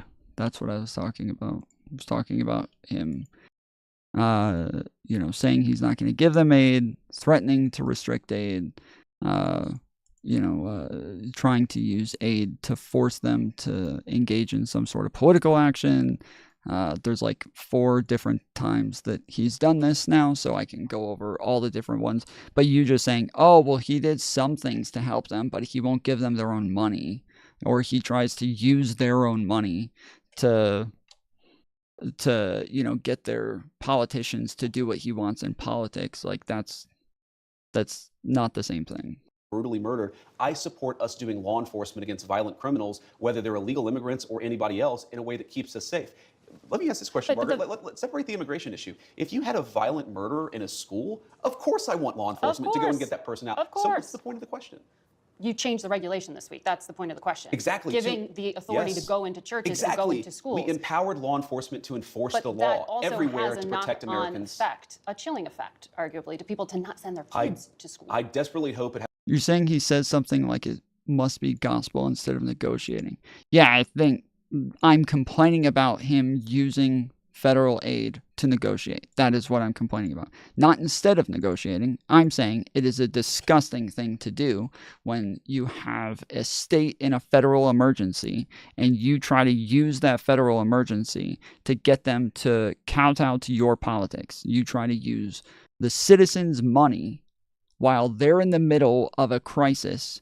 You try to use their money, and instead of giving it back to them for their cities and their towns to be cleaned up, he instead uses it to try to push the California governor to sign things that he wants signed, or to play ball with shit that he wants them to play ball, and it gets results. Look how the Dems handle. Well, the Dems just went and gave it. The Dems just did it, like during the Hurricane Helene, where they just sent everybody there immediately, and all of the Republican governors from all of these states immediately said that they all got everything that they could have asked for plus more, that they didn't need anything more, while Donald Trump was running around lying, saying that they weren't doing anything, that they weren't sending anybody, that they weren't answering the phones. Like, yeah, that's I would say the Democrats handled it a billion times better, and I would say that this way of handling it, it's not about whether it's effective at getting results for your politics. It's about the fact that it's disgusting to try to use it to get results for your politics. Like, that's what it's about. It has a chilling effect on illegal immigrants coming into our country. You think the U.S. Conference of Catholic Bishops are actively hiding criminals from I think the U.S. Conference of Catholic Bishops has frankly not been a good partner in common sense immigration enforcement that the American people voted for. And I hope, again, as a devout Catholic, that they'll do better. There are 5 legal challenges already to one of the other immigration actions, the order on birthright citizenship. A federal judge appointed by Ronald Reagan, I think you'd agree, has some conservative credentials, paused the order to end birthright citizenship, calling it blatantly unconstitutional. How do you reconcile this challenge to the 14th Amendment to the Constitution? So I obviously disagree with that judge, and these things, some of them will be litigated. That's the nature of our constitutional system. But here's the basic idea of President Trump's view on this. If you are a lawful permanent resident or a legal immigrant who plans to stay, your children, of course, should become American citizens. But let's say you're the child of an ambassador. You don't become... But that's not part of it. Well, that is an important principle. But we're saying that carve-out should apply to anybody who doesn't plan to stay here. If you come here on vacation and you have a baby in an American hospital, that baby doesn't become an American citizen. If you're an illegal alien and you come here temporarily, hopefully, your child does not become an American citizen by virtue of just having been born on American soil. Why, though? Why? Like, again, Vivek Ramaswamy, under their under their new rulings, Vivek Ramaswamy would not have been an American citizen when he was born. Therefore, he would not have been born in the United States. Therefore, he would not have been allowed to run for president. That is the deal, is that they're saying, yeah, this guy should not have been able to run for president. He shouldn't have been considered an American citizen when he was born. And even though his parents were here and eventually his mom did get legal citizenship, they're saying, yeah, this guy should not have been capable of running for president, even though he was born here. He wouldn't have been given citizenship when he was born. Therefore, could not have run for president. Like, kind of wild. Very basic principle in American immigration law that if you want to become an American citizen and you've done it the right way, and the American people in their collective wisdom have welcomed you into our national community, then you become a citizen. But temporary residents, people who come in here, whether legally... Well, and this is what I'm talking about, is these people don't give a fuck about the Constitution. They don't give a fuck about, like, precedent. They don't give a fuck about, what the Supreme Court says. They don't care about the law. Like, they're trying to, like, avoid things by doing it through executive order. First off, you just can't do that. Like, in this case, there's no way in hell this will ever go through. But that's part of what I'm talking about, is that these are all just virtue signals. That's what this is. It's like all the, like, look how many executive orders I'm going to sign on day one, guys. Look how much I care. Look at this. I signed so many. Big numbers, guys. Big numbers. We're doing big numbers here. The Joe Biden, he did small numbers. We do big numbers. The Joe Biden's executive orders, horrible ratings. We got great ratings for our executive orders. Like, it was nothing but like a publicity stunt. That's it, because he knows that, like, just a massive amount of those are just gonna get overturned. A lot of them are already on pause and are never even going to go into effect. Even Remain in Mexico is going to get overturned. Like, all of this shit is just going to get overturned. But especially this one, because this is just against not just the Constitution, but, like, this has been upheld in court numerous times, by the Supreme Court numerous times, to the point that there's no way this is going to get through. And they know it's not going to get through, but they just wrote it just so that they can have something to virtue signal on, to be like, look, guys, we did it. We tried. Or illegally and don't plan to stay, their children should become American citizens. I don't know any country that does that or why we would be different. Well, this is a country founded by immigrants. Well, this is a country founded by... This is a very unique country, and it was founded by some immigrants and some settlers, but just because we were founded by immigrants doesn't mean that 240 years later that we have to have the dumbest immigration policy in the world. No country says that temporary visitors, their children, will be given... That's not true. Again, almost everybody in North America has the same birthright citizenship as us. This is like half the world has the same birthright citizenship as the United States. This is fucking bullshit. They keep saying this. Nobody else has this. And I keep having people come into the chat too. And every time I explain, I'm like, there's no way this is going to go through. They're like, we're the only country in the world with it. I'm like, no, we're not. They're like, yes, it is. Yes, we are. Look it up. And every time I look it up, and I'm like, yeah, see, again, like, everybody else has this shit. This is not rare. Complete access to the benefits and blessings of American citizenship. America should actually... Remain in Mexico upheld last time? No, it did not. It did not. It hadn't even been heard in court yet. What are you talking about? It barely had. It only affected, like, I think we went over it the other day. It only affected, like, I forget what it was, like a couple thousand immigrants, because it wasn't even... first off, the law didn't actually affect that many people, but a large percentage of those people just went missing while they were waiting, and it's against our federal law. So not only did it not hold up, and I don't know why you're just making shit up and lying, saying that it was upheld, but on top of that, it never even made its way to court. So we look out for the interests of our citizens first, and that means, again, if you're here permanently and lawfully, your kid becomes an American citizen. If you're not here permanently If you're not subject to the jurisdiction of the United States Yep. and don't plan to be, why would we make those people's children American citizens permanently?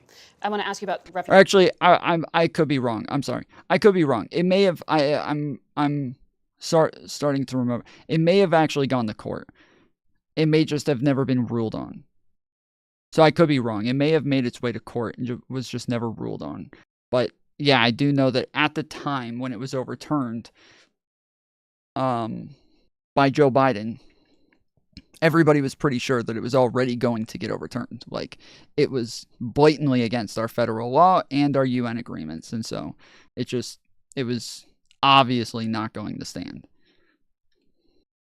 refugee admissions, which were just suspended by the... And it's not even just that. It, like, completely contradicts the entire idea behind having asylum. Like, the whole idea is that you are in imminent danger and that you are going to the closest country that you can go to in order to get that asylum status. And so if you are skipping over countries, I know you guys like to run around saying, well, everybody skips over countries. Well, if they do, they don't ever even get to get processed for asylum. They don't get to go, like, they don't get through the application process to start, like, seeking a court hearing or something like that, because they're turned down, like, right at the first part of the process. So it's, if they do skip over countries and don't go to the nearest one, then they just don't get to apply.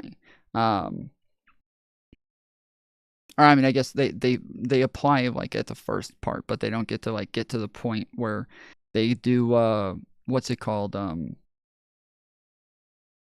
Shit, I'm blanking on the word. I forget what it is. Like, reasonable threat, I think is what it is. Yeah, I don't think they ever get to reasonable threat. The president, that has nothing to do with the U.S. border. Refugee screening takes 18 to 24 months to go through. They are heavily vetted.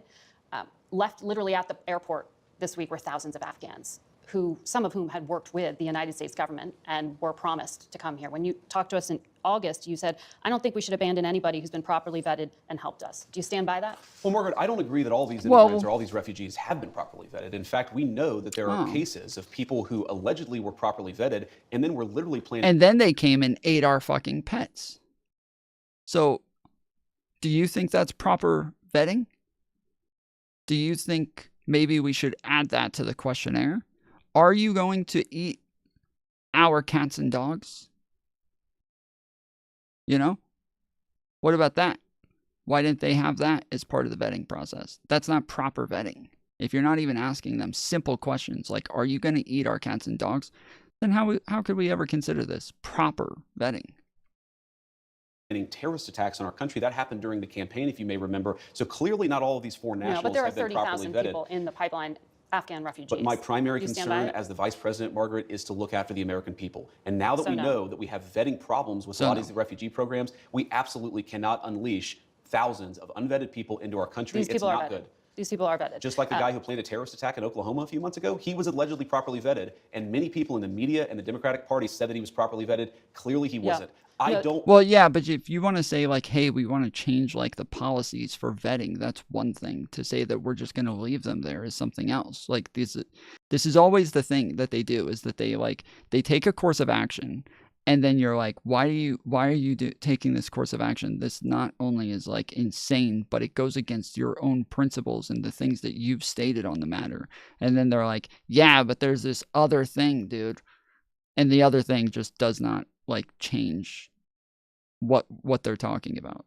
So here, yeah, they're just saying, like, oh yeah, we're going to leave a bunch of people there so that they don't get in. Why? Well, because we want them properly vetted. Okay, well, why don't you just change the vetting process then, instead of just leaving these motherfuckers there? Like, why not do that then? Well, what about terrorism, dude?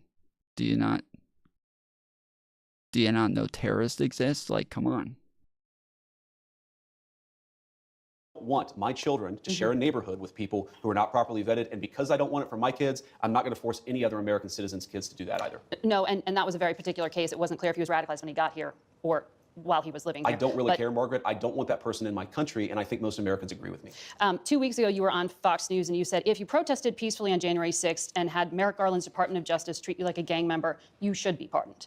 If you committed violence on that day, Yeah, that's like nobody. That's like nobody, dude. Nobody got arrested and was just totally peaceful the whole time. That those people do not exist. I totally disagree with this. I think all of them should be arrested. I think all of them not only should be arrested, but should have gone to prison. And I think the like mean amount of time for everybody was, or not the mean, I think the median amount of time for everybody was 3 months, I believe. For everybody who was arrested, I believe the median amount of time was 3 months that they got. And so, and this is like including like everybody who got time. They all had some sort of like violent actions, or they took part in helping violent actions, meaning that they were like holding cops, from getting away, or stopping them from retreating, or like, holding up barricades to make it to where everybody was able to get through the barricades to then go and attack the cops, like shit like that. Like they were either doing something directly violent, or they were helping everybody do things that were that was some sort of direct violence. So, and then on top of that, there's also like, stopping cops from being able to engage in their jobs by like protecting the building, or stopping cops from being able to go and arrest people, stopping cops from being able to keep a perimeter. Like there was just all of these things. I would say all of the people who went past the very first barrier, they went past the fence where they knew they were already in restricted area. I say all of them go to prison, every single one of them, all 50,000 of them, because they were all part of the intimidation factor that was making it to where the cops could not do their job. They were all part of that intimidation factor, and they all knew what they were doing because everybody could see the front lines of these people beating the crap out of the cops. And they knew that they were all there, stacked up, 50,000 of them, all there, intimidating these police, saying, we're here in numbers. And so if the front lines are beating up the cops, I'm sure they think all the other people are going to come beat up the cops too. So they were all part of that intimidation factor. Every single one of them, all of them should have gone to prison. 3 months is a fucking joke, dude. obviously you shouldn't be pardoned.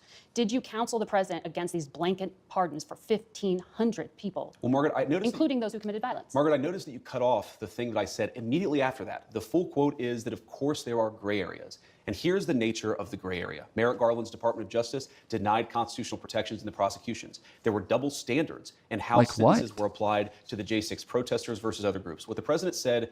No, there's not. No, there. Okay, actually, I take that back. I'm sorry. There were double standards. The double standard is that the January 6ers got more lenient sentences than pretty much everybody else. If we go look at the average sentences for Black Lives Matter rioters who got federal charges, they got way harsher charges on average versus the January 6ers. So I will admit, yes, there were definitely double standards, because even though the BLM rioters obviously should have been charged, and they should have. I'm fine with all of their convictions, and I'm happy that they were made an example of, and that they were used as like a way to say, hey, you guys do this stupid shit, you are going to get like hardcore punishments for it. I'm happy that they did that, but the Capitol riot was just 1,000 times worse, and definitely should have had much harsher punishments, for sure. Consistently on the campaign is that he was going to look at a case-by-case basis, and that's exactly what we did. We looked at 1,600 cases, and the thing that came out of it, Margaret, is that there was a massive denial of due process of liberty, and a lot of people were denied their constitutional rights. The believes that. I believe that, and I think he made the right decision. Daniel Rodriguez used an electroshock weapon against a policeman who was dragged out of the defensive line by plunging it into the officer's neck. He was imprisoned, sentenced to 12 years, 7 months. He got a pardon. Ronald Maccabee hit a cop while wearing reinforced brass knuckle gloves and he held one down on the ground as other rioters assailed the officer for over 20 seconds, causing a concussion. If you stand with law enforcement, how can you call these people unjustly imprisoned? Margaret, you're separating, there's an important issue here. There's what the people actually did on January the 6th, and we're not saying that everybody did everything perfectly. And then what did Merrick Garland's Department of Justice do in unjustly prosecuting well over a... Yes, so ask him, how was this, what this person, this specific person, how were they unfairly treated? This specific person, how were they unfairly treated? What was the amount of time you think they should have gotten? What is it that you think was withheld from them? Like, what part of their protections were withheld from them? Were they not allowed to have a lawyer? Did they not get, like, what part of the due process was not used? Did they not get found guilty by a jury of their peers? Like, what do you think was unfair about this? What was so unfair that it made sense to just go ahead and pardon them? Because Merrick Garland was just so unfair. And again, I think, like, one thing that I'm upset about with Merrick Garland is that he was just so easy on these motherfuckers, dude. He was just so easy on everybody. That he was always so afraid of it looking like some sort of, like, political agenda that he went extra easy on everybody. And then even after he goes extra easy on everybody, they still pretend that they're fucking victims. And then Donald Trump gets convicted of 34 felonies. And each one of those felonies has a maximum amount of time of 4 years. And if you got 34 times 4 is something like 36, 360 years, I think he could have gotten. 260 years? I can't remember. But anyways, it was a lot of years. And he got nothing. He didn't get any time whatsoever. And again, just let off super easy, got this most lenient shit you could possibly imagine. And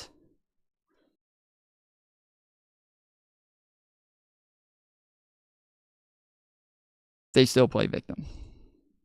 1,000 Americans in a way that was politically motivated. Is violence like that against a police officer ever justified? Violence against the... Tom Foolery Show, where did you get 50,000 people from? According to the FBI, it was 2,500.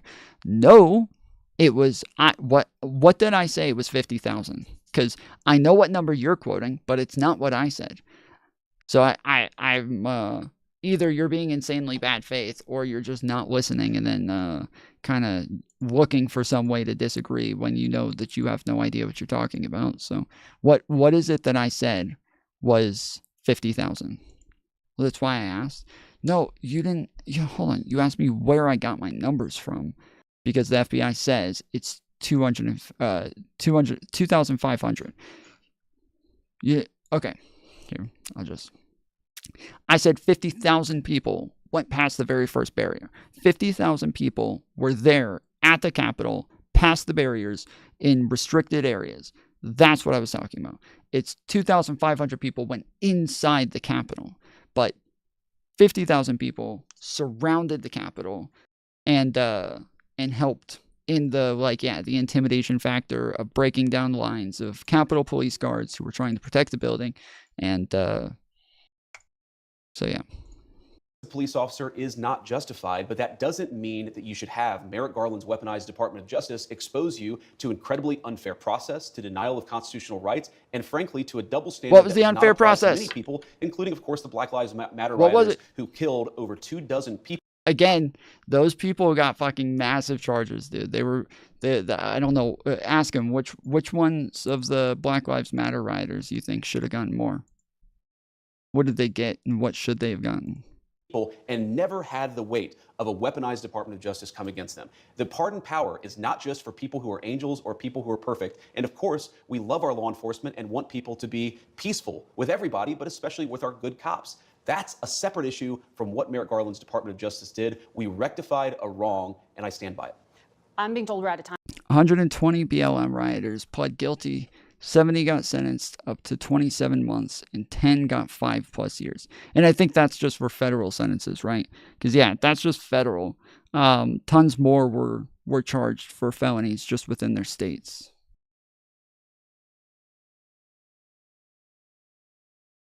But I want to quickly ask you, the richest men in the world were at that Capitol on Inauguration Day. Heads of Amazon, Google, Mark Zuckerberg of Facebook. In August, you told us Google and Facebook are too big. We ought to take the Teddy Roosevelt approach. Break them up. Don't let them control what people are allowed to say. They've now donated to the Trump inauguration. Are you still going to break up big tech? So you know who else was at the inauguration was my mom, and a lot of people who just supported the Your president mom? and fought every single day to get his election. And They to make gave it, and $1 to make million it, and to make it each possible. to the inauguration. Well, there were a lot of people who didn't give $1 million to the inauguration. pretty good seating. Who were on that stage, Margaret. They didn't have as good a seating as my mom and a lot of other people who were there to support us. But look, we believe fundamentally that big tech does have too much power, and there are two ways they can go about this. They can either respect Americans' constitutional rights, they can stop engaging in censorship, and if they don't, you can be absolutely sure that Donald Trump's leadership is not going to look too kindly on them. So they're still on notice. He's not wrong. From what I saw, there were a bunch of people who actually got really good seating, and they didn't look rich. They didn't look like well off or anything. I think I have like a clip here. Yeah. This was a fork in the road of human civilization. Okay. This. You know, there are elections that come and go. Some elections are, you know, important. Some are not. But this one, this one really mattered. And I just want to say thank you for making it happen. Thank you.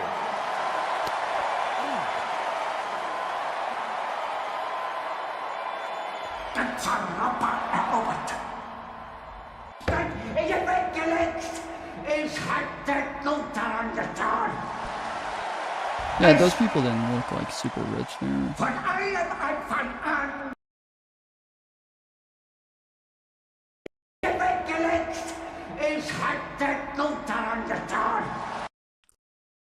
Yeah, I don't think those people didn't.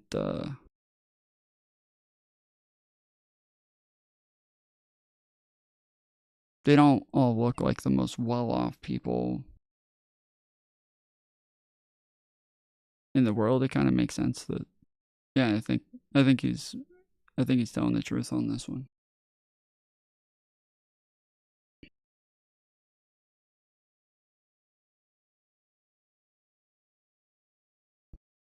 I'm gonna tariff bot Rex. You can't tariff bot Rex.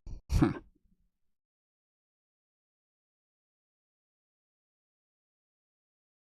So nothing came from BLM is ridiculous. Yes, they just make shit up. They literally just make it up as they go. They know that there's a possibility that they could be right, and so they just run with it, hoping that they are right. They never looked into it. They never went and checked on it to see. So they just this doesn't happen on my phone. This doesn't happen on my phone. On my phone, anytime that I go to the New York Times, I'm able to read the entire article, no problem. But every time I go to the New York Times on my computer, it doesn't let me do it. I don't understand.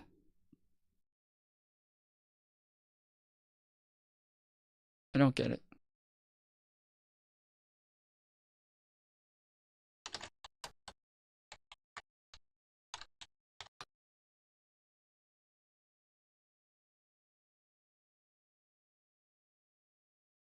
I would love to see Canada be the 51st state. The Canadian citizens, if that happened, would get a very big tax cut, tremendous tax cut, because they're very highly taxed. And you wouldn't have to worry about military. You wouldn't have to worry about many of the things. You'd have better health coverage. You'd have much better health coverage. So I think the people of Canada would like it, if it's explained. But just to start off, they'd have a massive tax cut, and they'd have a lot more business, because then we'd let business go to Canada routinely, and there'd be no tariffs.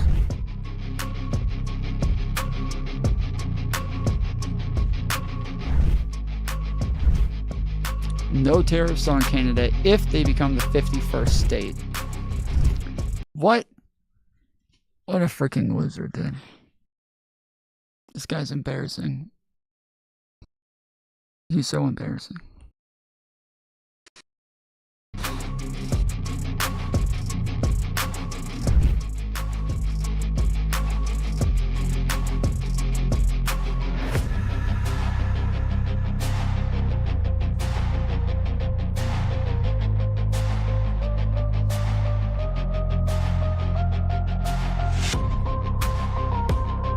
Yeah, the tariffs are going to make our country rich. We're going to be a rich, rich country very soon. Tariffs are going to make it rich in competence. We have common sense, competence, and tariffs. The word tariff is one of the most beautiful words in the dictionary. Like with Canada, we lose $200 billion a year with Canada. That's because we allow them to make cars. We allow them to take lumber. We don't need their cars. We don't need their lumber. We don't need their food products because we make the same products right on the other side of the border. It's sort of... What the fuck did we even get from Colombia? I don't know. Coffee? Maybe? Big butts? Maybe? Crazy. So we've just allowed that, bad management has allowed it over the last 4 years in particular to become very imbalanced. And I call him Governor Trudeau, but he's Prime Minister Trudeau when he was Prime Minister. I asked him, why would we do that? Why? And he was unable to give me an answer. He said, I don't know. And I said, do you think it's fair that we're paying $200 billion to keep Canada going? And what would happen? I asked him, what would happen if we didn't do that, if we didn't subsidize Canada? He said, we'd be a failed nation. And I said, then you should be a state. Because why are we paying all of that money to Canada when, we could use it ourselves, right? Outgoing Canadian Prime Minister Justin Trudeau slammed Trump for tariff threats. He slammed him. He body slammed him. Trudeau said Americans will pay whenever Trump decides to impose tariffs on Canada.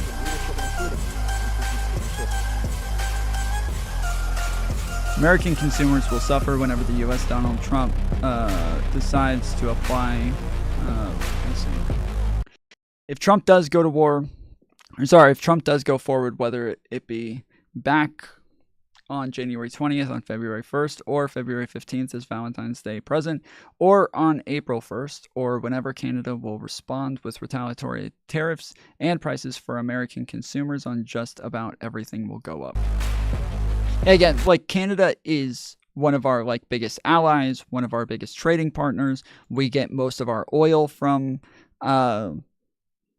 Canada. They are our biggest importer of oil. And so we're everybody else again understands geopolitics except for Donald Trump. They all understand the need for allies. They all understand the need for trade partners where both sides are getting what they want, and everybody understood that we want to keep the whole world happy so that they don't mind the United States being the only superpower. That they don't mind, they're not all going to start fucking with us, that they're not going to all start coming after us, that they're not going to all start making a big deal about, the way that we trade oil, or they're not going to start making a big deal about us, going in and doing regime changes. They're not going to have a problem with us being the world police and, the UN police. They're not going to have problems with, all the shit that we do, because we keep everybody happy and we have enough allies to where nobody would ever dream of fucking with us. But yeah, if he just keeps giving all our allies the cold shoulder and making it to where nobody wants us to be the world superpower anymore, then yeah, it's just going to keep getting worse and worse. I'd assume that currently all of them are just thinking, okay, we're just going to bide our time because Donald Trump will be gone in 4 years, and then we'll be able to deal with somebody else who hopefully at least has a brain. But yeah, if the next person who comes in doesn't have a brain and is just like Donald Trump, then yeah, we're probably going to have massive when Trump fucking problems. Says we can use the money ourselves, what's he mean? He's only focused on cutting government agencies. He's talked of building nothing. Well, I mean, he is building the what do you call it? The External Revenue Service. So it's like the IRS, except he says he's going to do it through tariffs because Donald Trump still doesn't understand how tariffs work. And so he thinks that if he tariffs another country, that's him being able to take money from that country. He doesn't understand, still somehow doesn't understand that when you tariff another country, that you're just charging domestic businesses, not foreign businesses. So yeah, that's That's what he's building, is the external revenue service.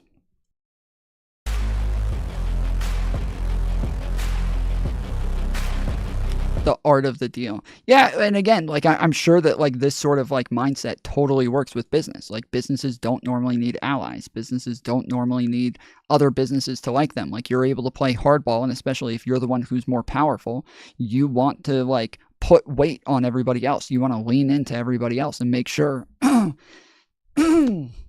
make sure that they all feel the pain. But when you're a country, that's not how it works. It doesn't work that way. This sort of negotiating style is not beneficial to our country, and it's not going to be beneficial to our people. Tom, tell us how no tax on tips is bad. I don't... What? Tips on... Do you think he's tariffing tips or something? What are you talking about?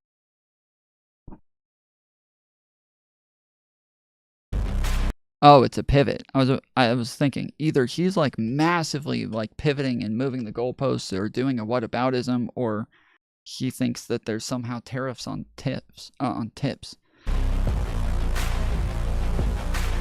So the U.S. should be working even more with Canada on our energy, on our critical minerals, on the goods they need to deliver the economic growth that Donald Trump has promised. Well, yeah, that's what you would think, yeah.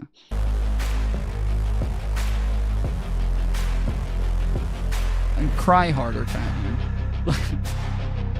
I know, you know that that's not what I've done. I've never just said that anything that Trump does is bad. I've never done that shit. I've given him praise for a number of things, to the point that, like, you guys know that I'm not just going to find any little thing that he does and call it bad. I'm literally going through logical thought processes and, like, reasoning for why this is bad. But instead of engaging with that, you'll just call it TDS instead. It's obnoxious. This is part of the problem, is that I can never get people to engage in a logical thought process. He said, that is our first choice. If they do move forward on tariffs, we are ready to respond in a strong way, but in a way to figure out how to get them removed as soon as possible.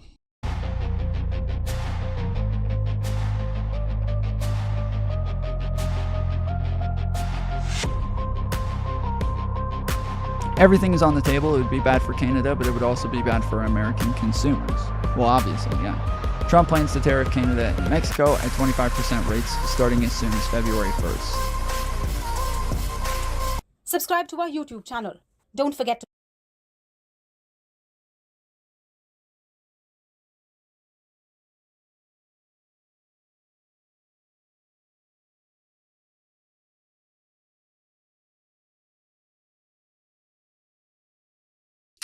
Yeah, I can't find anything on Colombia.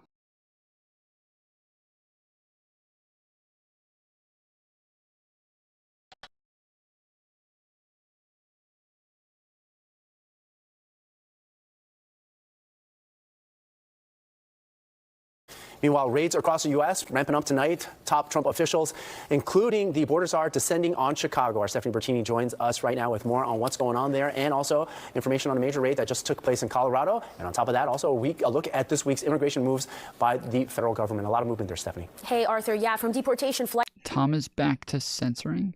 Bro, you're not a fucking victim. Quit fucking crying. Nobody got censored. Shut the fuck up.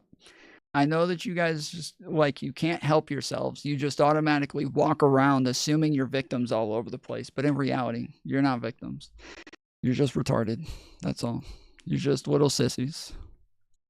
Flights to federal raids in cities across the nation. We've seen swift and some unprecedented moves when it comes to immigration during the president's first week in the Oval Office, declaring a national emergency at the border. The administration says the crackdown on illegal immigration and the border will continue. These are images of a federal raid in Colorado. Agents reporting nearly 50 people who they say are in the country illegally were picked up. The operation targeting a Venezuelan gang. Top officials from the Trump administration are in Chicago this weekend as an immigration enforcement operation is set to deliver on the actions the president has promised when it comes to those who are in the nation unauthorized and on immigration overall. The governor of Illinois sharing his take. When we're talking about violent criminals who've been convicted and who are undocumented, we don't want them in our state. We want them out of the country. We hope they do get deported. What they're also doing, though, and it's quite disturbing, is they're going after people who are law-abiding, who are holding down jobs, who have families here, who may have been here for a decade or 2 decades, and they're often our neighbors and our friends. Immigration has been front and center during President Trump's first week in the Oval Office, with ICE raids happening in cities across the nation. Yeah, keep finding something else to cry about instead of staying on topic. Just keep finding another thing to talk about that'll make you feel better about the shit that we're actually talking about. Just stay off topic the whole night so that you never have to engage with the actual downsides of all the things that we are talking about. That would be way too hard to just be a reasonable person and just stay on topic or some shit. So, yeah. Who the fuck? Wait, why? When did you get censored, ESP? What are you talking about?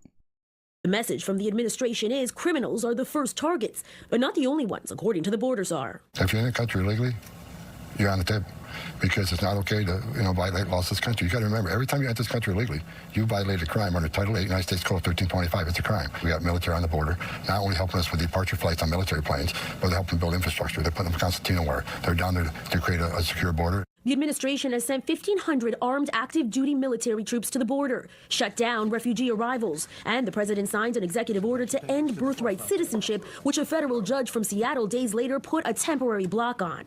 Vice President J.D. Vance reacting today. I obviously disagree with that. They called him J.D. Vance. Citizenship, which a federal J.D. judge from Vance. Seattle days later put a temporary block on. Vice President J.D. Vance reacting today. I obviously disagree with that judge, and these things, some of them will be litigated. That's the nature of our constitutional system. But here's the basic idea of President Trump's view on this. If you are a lawful permanent resident or a legal immigrant who plans to stay, your children, of course, should become American citizens. If you come here on vacation and you have a baby in an American hospital, that baby doesn't become an American citizen. If you're an illegal alien and you come here temporarily, hopefully, your child does not become an American citizen. The Trump administration has said federal agents can move into sensitive areas like schools and churches, and while that's getting pushback, we're also seeing support for the many actions and orders regarding immigration enforcement here at home. Nassau County Executive Bruce Blakeman said, What happened, ESP? You can dish it out, but you can't take it? What happened? What happened, homie? Nassau County police and sheriff deputies are fully cooperating with ICE and other federal agencies to round up illegal migrants, starting with the worst first. The Justice Department said last week federal prosecutors are to investigate state or local officials who stand in the way of immigration enforcement. Arthur.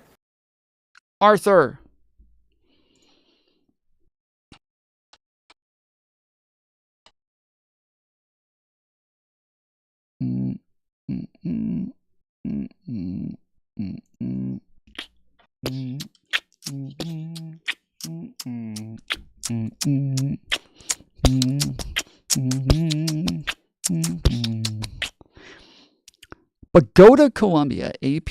The White House claimed victory in a showdown with Colombia over accepting flights of deported migrants from the U.S. on Sunday, hours after President Donald Trump threatened steep tariffs on imports and other sanctions on the long-time U.S. partner.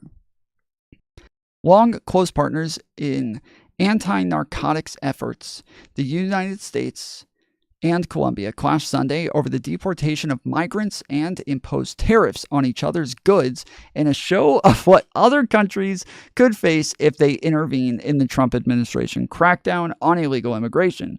The White House held up the episode as a warning to other nations who might seek to impede his plans. Oh, this is so bad, dude. This is so bad. Oh, no. Earlier, the United States president had ordered visa restrictions, 25% tariffs on all Colombian incoming goods, which would be raised to 50% in 1 week, and other retaliatory measures sparked by President Gustavo Petro's decision to reject 2 Colombia-bound U.S. military aircrafts carrying migrants after Petro accused Trump of not treating immigration with dignity during deportation. Petro also announced a retaliatory 25% increase in Colombian tariffs on U.S. goods.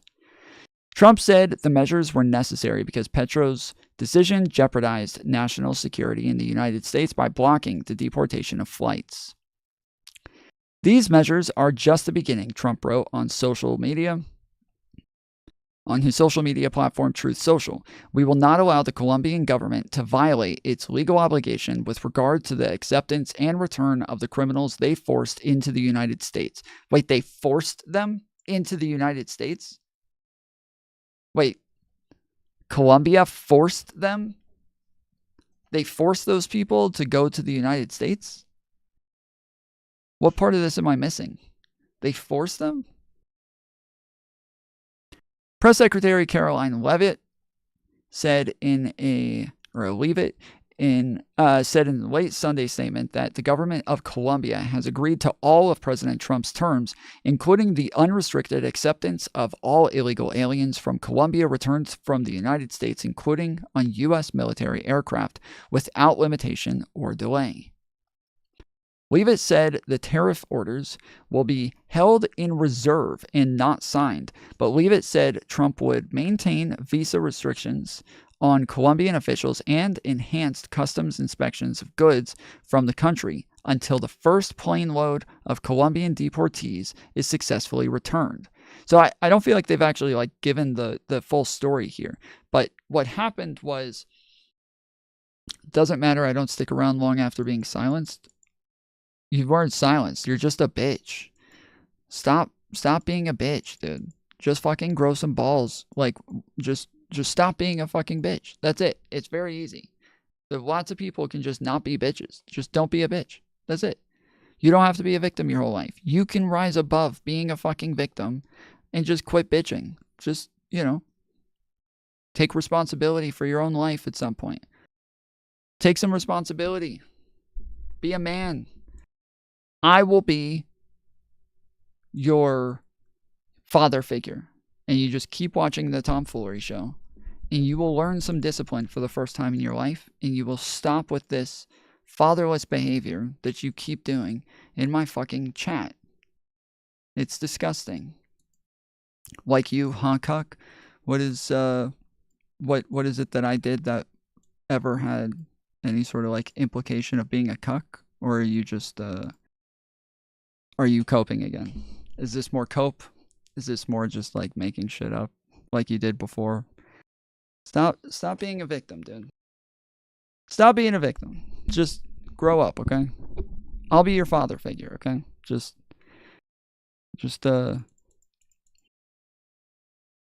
if you got silenced, generally it's some form of generally, it's going to be some form of punishment. And if your father did not punish you enough when you were a child, you may not understand this concept. But again, we will teach you some discipline. We will give you a father figure over here, and you will learn how to stop acting like a fatherless motherfucker.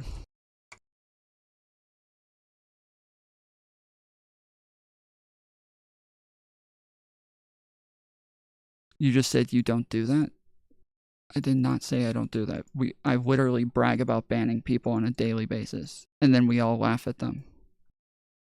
But I've asked you 3 times to tell me what it was, and you won't tell me, so we're banning you. Ah! 07's in chat, everybody, for ESP. All right. So the idea, what actually happened here is they tried to take a plane of people to Colombia, but apparently they didn't tell Colombia that they were bringing them. And so after they brought the plane there, they brought them on a military plane, and they just never told them that they were coming. And so then all of a sudden when they show up, Colombia's like, no, you can't land. You're not landing a fucking U.S. military plane here right now. And they're like, no, we're trying to drop off people that were illegal immigrants in our country. And they're like, well, you didn't tell us. So no, you can't land. You have to schedule this shit. And so they were like, So they turn around and they bring him back, and then Trump has a conversation with them, and the president said, like, dude, you can't like just be this disrespectful in these sorts of exchanges. You have to like, be respectful, like give Colombians some dignity, and you tell us you want to come land a plane in our country, you want to come drop off some illegal immigrants, that's fine. You just let us know, and we'll schedule it, and we'll let you land. But if you're not going to do that, and you're just going to try to force your fucking military planes into our country, we're not gonna let you land. So that's how this works. That's my understanding of it. This article doesn't seem to be explaining it so far, so it's kind of annoying. But yeah, so then Donald Trump was like, all right, well, if you won't let us come uninvited and without any heads up, then we're going to tariff you.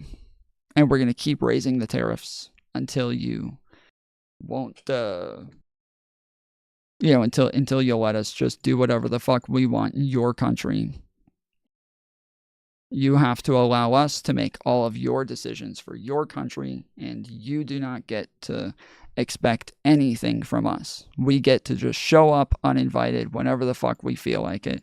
And if you expect us to like treat you like a regular country who has your own borders and has your own laws and has your own timelines and shit, then we're just going to tariff you for that shit. You can't do that.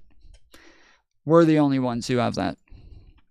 So yeah, it says the Colombian government late Sunday said it considered as overcome the episode with Trump administration, and Petro reposted the statement from the White House on X.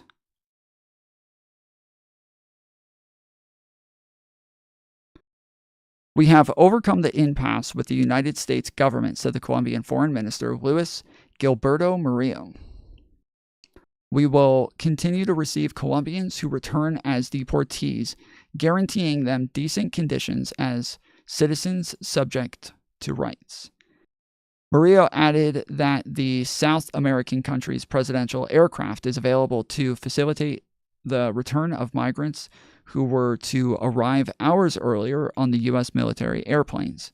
Earlier Sunday, U.S. Secretary of State Marco Rubio announced he was authorizing the visa restrictions on the Colombian government officials and their families who were responsible for the interference of the U.S. Repatriation flight operations. They were being imposed on top of the State Department's move to suspend processing of visas at the U.S. Embassy in Colombia, capital Bogota. Or is it Bogota? Is it Bogota? Or is it Bogota? Bogota? I keep thinking I've never heard of this Bogota. Where's this article from? It's AP, but it's kind of shit.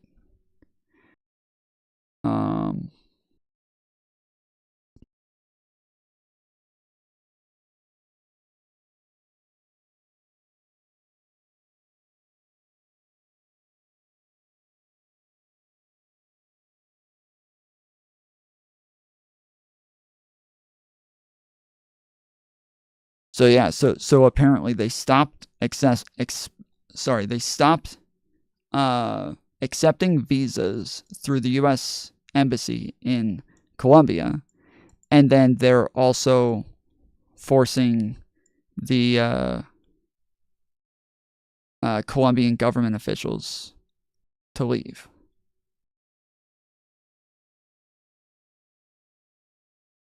And stripping them of their visas.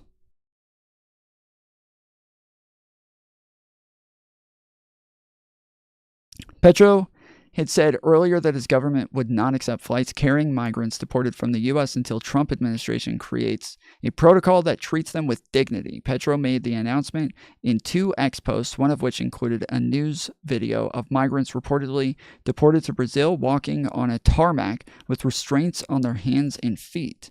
A migrant is not a criminal and must be treated with dignity that a human being deserves, Petro said.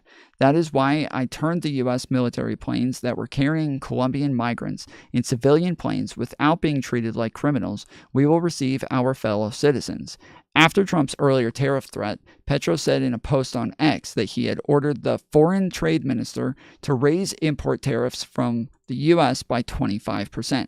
Colombia has traditionally been the U.S.'s top ally in Latin America, but their relationship has strained since Petro, a former guerrilla, became Colombia's first leftist president in 2022 and sought distance from the U.S. Yeah, I was gonna say I thought the Colombia was pretty far left.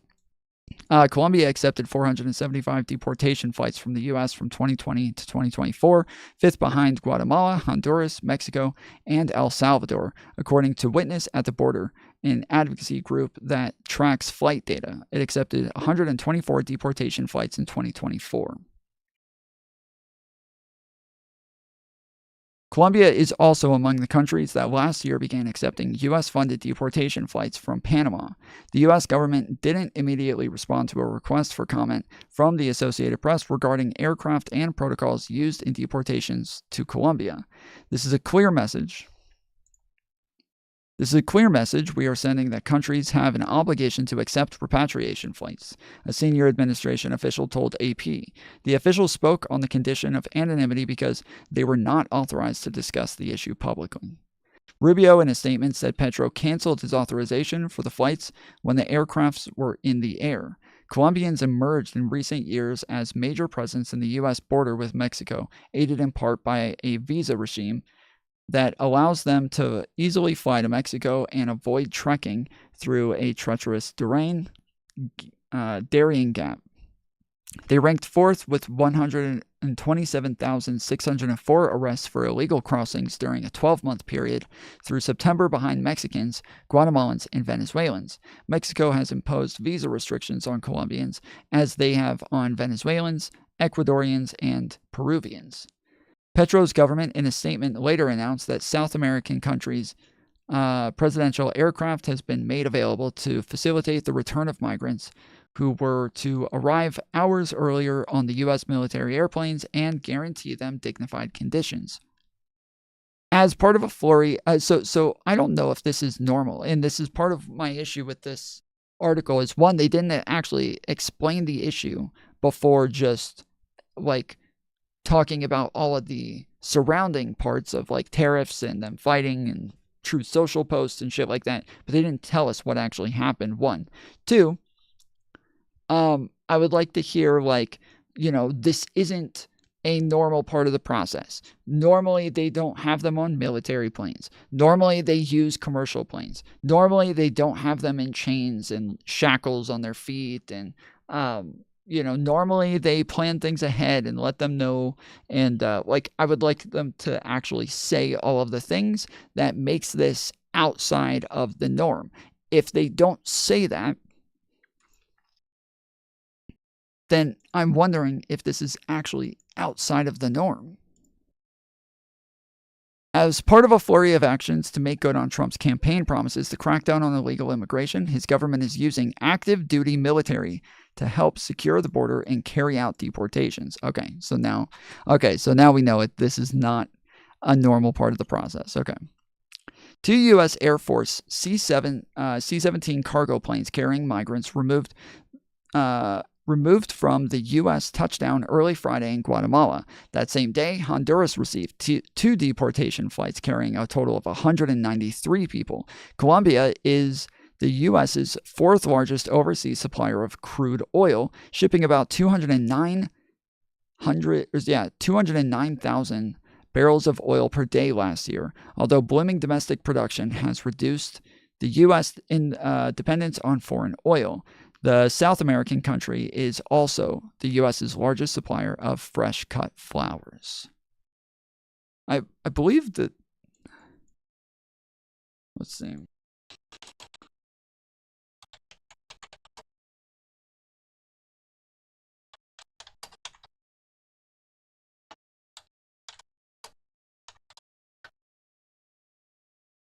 Colombia exports to the United States mineral fuels, oil distillation products, $6.23 trillion worth in 2023. Live trees, plants, bulb roots, and cut flowers, $1.68 billion. Pearls, precious stones, metals, and coins, $1.45 billion. Coffee, tea, mate, and spices, $1.2 billion. So yeah, that's what I was saying earlier, is because, yeah, I know that they are like one of our biggest importers of coffee. So we get a lot of coffee from Colombia. Colombian grain coffee. Sheesh.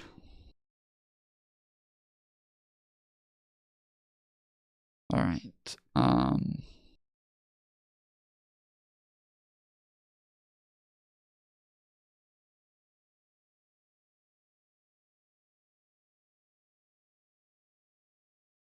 Leaks and stuff as of December, and I'm still sharing stuff with him.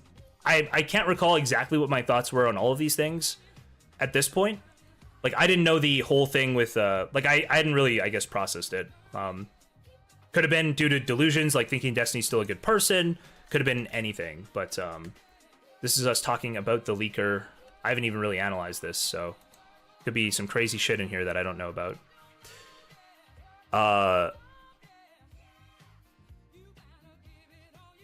Okay, so I'm like talking to the hacker guy, and then he responds that the way that she would record video content is, by the way, there could be, I didn't even.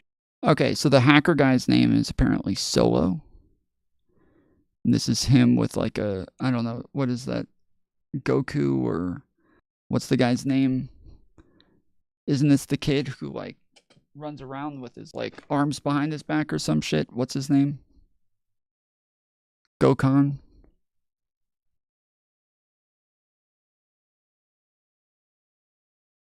Or is that a different one? Is his name Ash?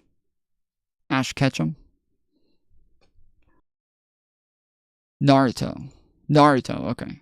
So yeah, so Naruto. So that's he's showing. So the guy's name is Solo, it looks like, and he's got a profile picture of Naruto. Even analyze this. This is really risky. Her boyfriend would record her on Discord while she fucked guys, and she would send me the videos sometimes after. And her boyfriend equals that guy.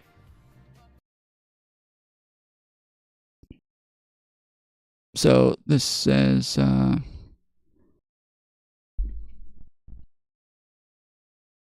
the internet, not pictures from the HTML or something. Solo said, oh, the old Twitter page? I don't know, doesn't matter that much to me, I guess. We should actually have a chat about this. Me, you, and Destiny, because if stuff starts to leak, it will be really bad for Destiny, not for reasons you would think. He said, I don't talk to Destiny. Anything going on with him in stuff is stuff you should chat about. I can barely see this. Solo said, he won't respond to me, so rip. I hope for his sake she's not identified. I'm sure you can understand the implication of that, but age tracking would be crazy. Age tracking? What?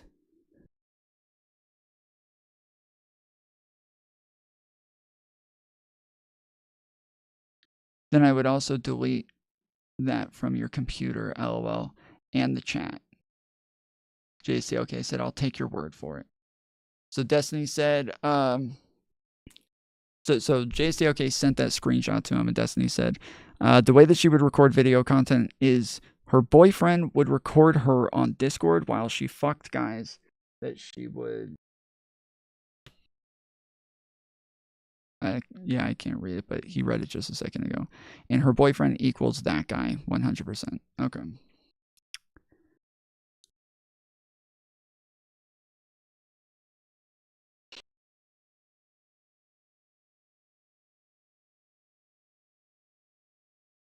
Mm.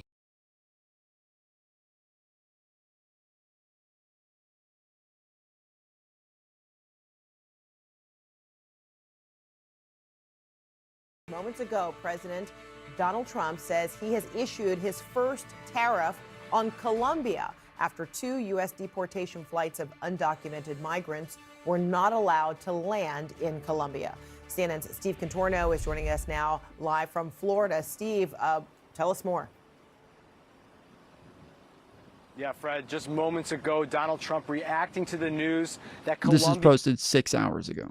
Had blocked planes carrying undocumented migrants from delivering those individuals back to their home country, and Trump now retaliating with tariffs and threats of more tariffs. He said in a post on social media, quote, "I was just informed that the 2 repatriation flights from the United States with a large number of illegal criminals were not allowed to land in Colombia. This order was given by Colombia's socialist president, Gustavo Petro, who is already very unpopular amongst his people. Petro's denial of these flights has jeopardized the national security and public safety of the United States." So he has then goes on to say that he is taking some action against the Colombian government, including a 25% tariff on goods coming from Colombia immediately, and he's threatening to raise that to up to 50% next week. He also is calling for a travel ban and immediate visa revocations on the Colombian government officials and sanctions on party members and family members that support the Colombian government. So, Fred, this is an early example of how Donald Trump's immigration crackdown is already colliding with his foreign policy and trade proposals, and the first of maybe more to come, Fred. And then, Steve, how immediate are we talking? Well, he says in the post that these the 25% tariffs are, quote, an emergency and will go into place immediately. And then in 1 week, the 25% tariff will be raised to 50%, which would be quite a steep climb. Of course, Trump has already proposed sweeping tariffs on many of the U.S.'s trade partners, including a 25% trade tariff on Mexico and Canada that he says might go into effect next month. He is also promising a trade tariff on goods coming from China in recent weeks. China. They don't negotiate a new deal with the United States. So clearly this has been top of mind for Donald Trump for more than a year. He has said he will use tariffs to get the international players to act in the best interest of the United States and to raise revenue for the country. And we are starting to see him use them as a sort of stick to try to get countries to do the U.S.'s bidding. Fred? Okay, Steve Contorno, thank you so much. We'll check back with you.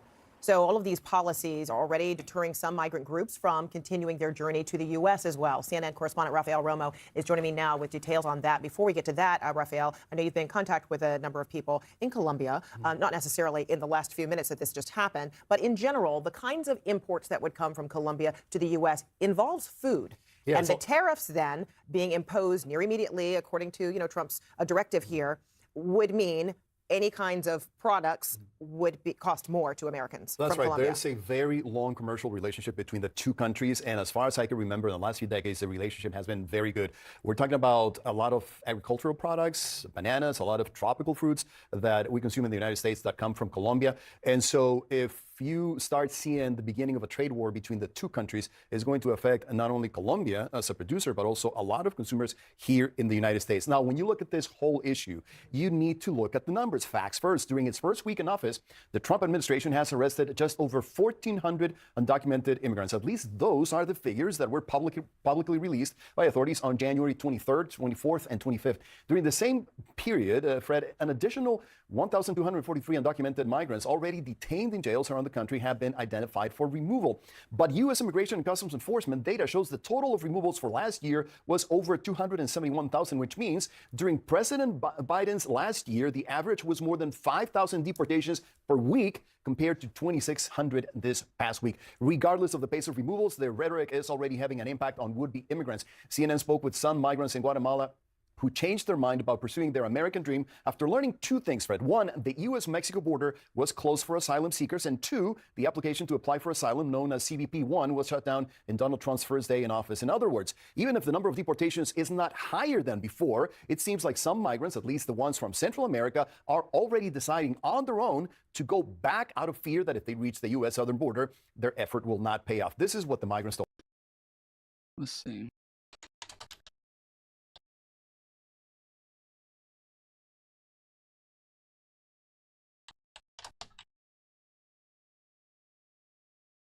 Colombia imports from the United States $4.4 billion in mineral fuel oil, $1.31 billion in cereal, $1 billion in machinery, nuclear reaction boilers, residue waste of food industry, animal fodder.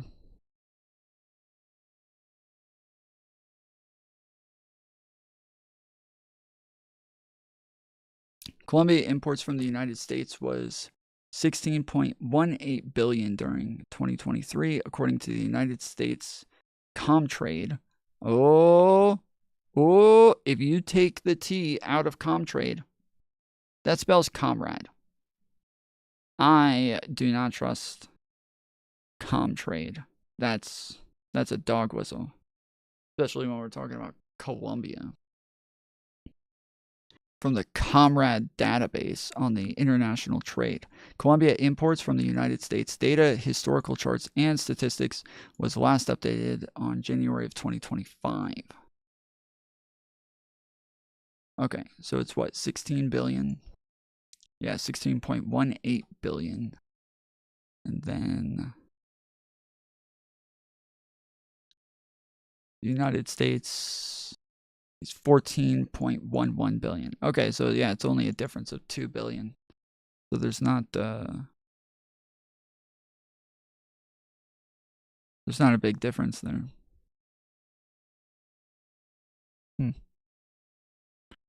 Interesting. Stole this. That's what's driving me to go back. Because I can't press forward, not anymore. I have to find a way to return to Honduras. That's what's driving me to go back. Because I can't press forward, not anymore. What the hell? They're just replaying I have to find this? a way to return to Honduras. And in case you didn't catch the last thing, the migrant from Honduras said he told our reporter that he left his home country on January 20th, the very same day of the inauguration. On the other hand, there are at least 2 countries in the Western Hemisphere that are blocking deportation flights. It is not a surprise that Venezuela is doing so, since its relations with the U.S. have been frosty for years. But earlier today, and this is what we were talking about at the beginning, Fred, Colombian President Gustavo Petro announced he's also blocking the U.S. military flights, saying, quote, the U.S. cannot treat Colombian migrants as criminals. I deny the entry of American planes carrying Colombian migrants into our territory. The United States must establish a protocol for the dignified treatment of migrants before we receive them. And as we reported Saturday, both Mexico and Guatemala said they will allow U.S. military flights transporting their citizens back home. One minor point that I'd like to add, there's already a summit being called by Latin American countries to discuss the issue of migration and what's happening here in the United States. And this is interesting. All of this is happening really right now. It's unfolding as we are sitting here. So with these U.S. military flights, we saw from the White House pictures, yesterday and the day before that they were departing with migrants. And now our understanding is those that were landing in Colombia or expecting to land in Colombia today, they will have to turn around. They wouldn't even be able to land on soil to even refuel. Any kind of refueling is going to happen in the air, making their way back to the U.S. And then what we don't know is what happens to all of the people who are on these planes, back on U.S. soil, presumably, if that's where they end up, on these U.S. military flights. And there's a shortage of beds already. It's a problem that the U.S. has had, not right now. It's the same problem that we've seen in previous administrations. And remember, one of the largest groups coming to the U.S. in the last few years was Venezuelans. Well, guess what? The relationship between the two countries is so bad that Venezuela says, no, we're not going to take any flights whatsoever, whether they are our citizens or not. And so that tells you a lot about what's going on here. Also, what's going to happen to the migrants coming from across the world? Migrants coming from China, which the relationship with the U.S. is not the greatest. It's a little weird that you won't take your own citizens. It's a little weird. I can understand you wanting especially on the first flight, you wanting to set some sort of precedence to say no, that we have standards for how this is done. You don't get to just mosey on in here, and especially not in fucking military planes. This is supposed to intimidate us or some shit, and you just show up out of nowhere. That's not gonna happen. I get that. But then, yes, when they're saying, okay, we're going to come schedule with you, and they're like, nope, you keep them. We don't want them. That's weird. I don't get that one, but whatever. Migrants from countries like Nepal, how is the U.S. going to transport all of those people on the other side of the world. But again, very, very concerning the fact that it seems like we're at the beginning of a trade. Oh, wait, they're sending their own planes. I thought they said El Salvador, but okay, maybe I missed that part. War between Colombia and the U.S., and that may include some other countries in the near future. Interesting. All right, Rafael, as we learn more, thank you so much. We'll see you again soon. Okay, weird. And then, yeah, there was also this. The truth about BLM riot arrests.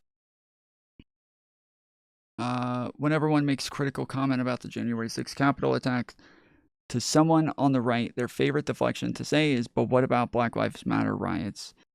The assumption and talking point is that those who participated in riots associated with Black Lives Matter got away with their rioting and looting and vandalism scot-free while police looked on. Nothing could be further from the truth. The following are stories and statistics I have culled from various news sources, but before I get to that, it is important to point out one more time the apples and oranges kind of argument the right is making here. Once again, it's false equivalency. Yes, of course, it is definitely false equivalency. But yeah, the BLM marches were protesting racial injustice and police brutality, which has been seen in several cases in recent years and culminated in the George Floyd case. It was not the marchers who were breaking into stores and lighting fires, but angry interlopers who took advantage of the situation to do their deeds. And for sure, the worst crimes, destroying government property and vandalism, looting, resisting arrest, etc., deserved punishment. But to take part in a riot that attempted to subvert election results and overturn democracy, all the while also looting and vandalizing government property and assaulting police officers, is quite another kettle of fish. The seriousness of the crimes is not equal. Buildings and cars can be replaced, but once democracy is gone, game over. But let me get to the other claim that BLM rioters got away with it. In fact, across the nation this week, after George Floyd murder, about 14,000 protesters were arrested. Most were for misdemeanor offenses like violating curfew, trespassing, unlawful assembly, failure to dispense, resisting arrest, and such. But there have been several hundred arrests for federal offenses such as looting, use of explosives, looting, vandalism, and the like. He did say looting twice, such as looting, use of explosives, looting, vandalism. Okay. Pew Research found that although there was a higher percentage of white protesters at BLM marches, most of the arrested were black, and blacks were more likely to be arrested, convicted, and given lengthier prison sentences, proving the exact point of the marches. Furthermore, there were over 12,000 complaints during BLM protests that the police used excessive force. Rubber bullets, tear gas, and kettling surrounding protesters so they couldn't leave, and then charging them for violating curfew, for example. In fact, if you compare the January 6th riot with the BLM march in Washington, D.C., 7 months before, D.C. police made 5 times as many arrests at the BLM march than they did at the Capitol uprising. It raises the question, what do you think would have happened if BLM protesters had attacked the Capitol? Most of the violent protesters at BLM, for sure, dude, yes. If it was like, and even not just BLM protesters, but if it was black people who would attack the Capitol, like you had like 50,000 black people rushing the Capitol, bro, I think that they probably would have been just like shot at. Like, I think that they just would have shot at them instead of just letting them go inside. I really do.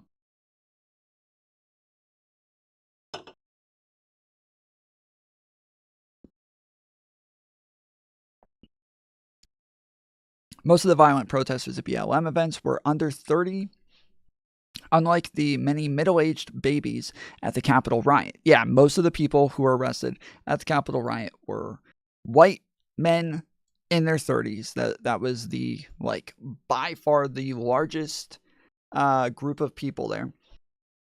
But then, yeah, every time you talk to somebody about, like, the arrest, they're like, oh, all they did is just arrest a bunch of 70-year-old grandmas Or one 70-year-old woman. That's it. One 70-year-old woman, one woman above the age of 50. By far the majority of men there were, or by far the majority of people there were men in their 30s. So far, the BLM rioters have gotten stiffer sentences for their crimes than the Capitol counterparts, and many did wait in jail for months before their sentencing. Take the case from Shamar Betts. He was merely 20 when he posted on Facebook, "Riot at the marketplace tonight," during a BLM protest in Champaign, Illinois. The prosecution pushed for the maximum sentence of 5 years for inciting a riot. He was sentenced to 4 years and forced to pay $1.5 million in damages that will likely never be produced because with that on his record, his job prospects are slim even when he gets out of prison. Why shouldn't Trump be charged with the same thing, urging his followers to go up there and fight like hell and then doing nothing for hours as the violence unfolded? Another young man, Winnell, no name given, was still sitting in prison a year after being arrested for burglary and looting, which carry harsh sentences. His crime? He was caught running out of a store with a bottle of dishwashing liquid. And then there is the case of D'Angelo Sandage.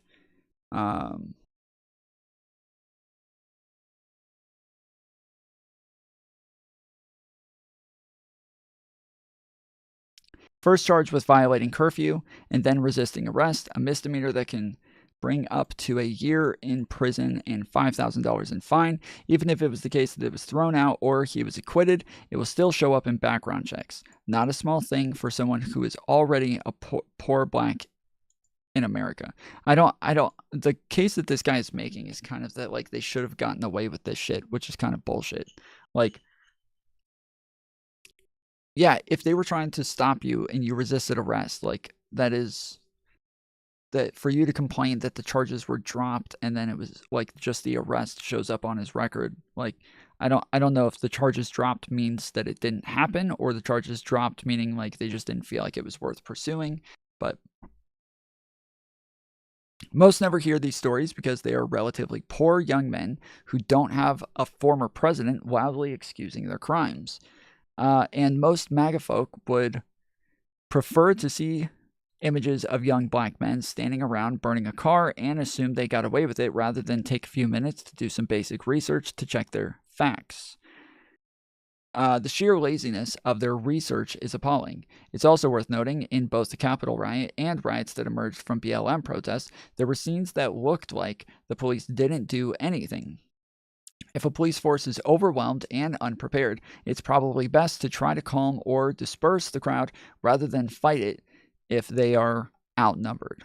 I saw the violence erupt at some BLM events just as I saw it at the Capitol in real time on television. There is no excuse for any of it, and justice should be served.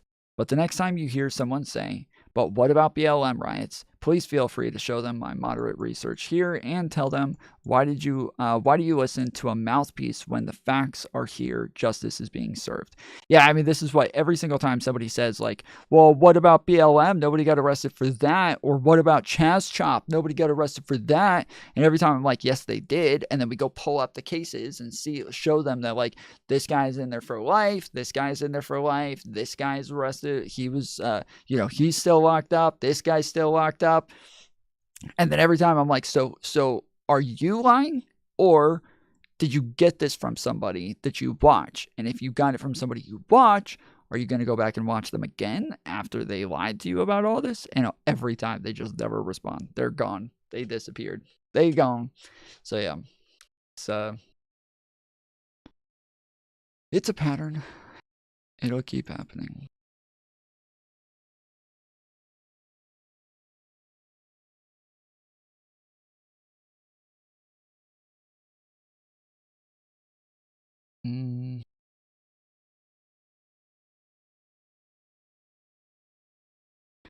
All right. We're gonna get to the main event. Myron versus Temple.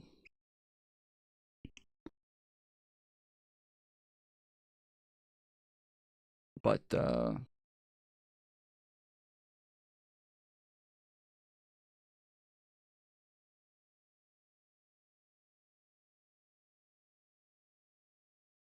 I have Cap here. You are like literally incapable of not pivoting, aren't you? Like you can't engage on a topic. You have to pivot, don't you? You have to move to something else. Like you just gotta whataboutism it to something totally different again. I don't get it. I don't understand. All right. I do gotta run to the restroom, so I'm gonna run the video of pardons from Trump one more time from earlier while I run to the restroom and grab some food real quick. News here in the Capitol. President Trump on day one is set to sign a list of new legislation, including a slew of pardons for tomfoolery. Let's listen in. This one is for tomfoolery. He looked at a lot of Instagram girls on stream and the woke mind virus canceled him. For a pardon. Full pardon. Full pardon or commutation? Full pardon.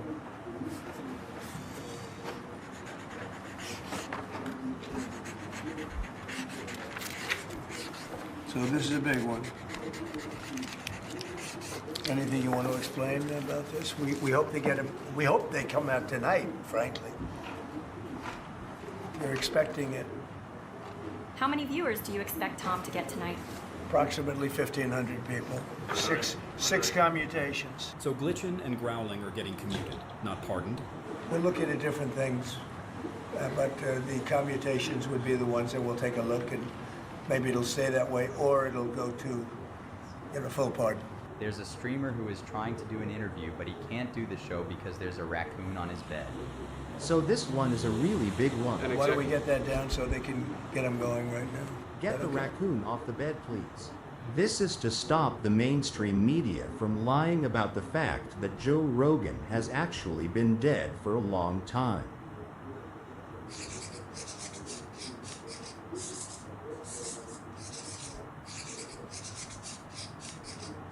The cartoon standing behind me. JSTLK would like to be redeemed as an honest person. I don't think they will. I don't think they can be. Why don't you take that and go over here? Could you get him over here, not on the side angle? Do you mind?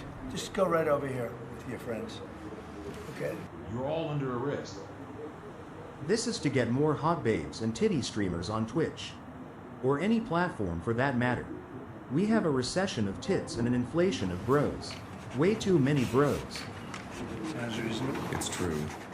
He's not wrong. Hell yes, I love tits. Me too. Tits are my favorite. Eh? Thank you, President Trump. This is an acknowledgement that you are senile and are much worse off than Sleepy Joe. You don't even know what I'm saying right now. Eh? Poor guy is totally lost.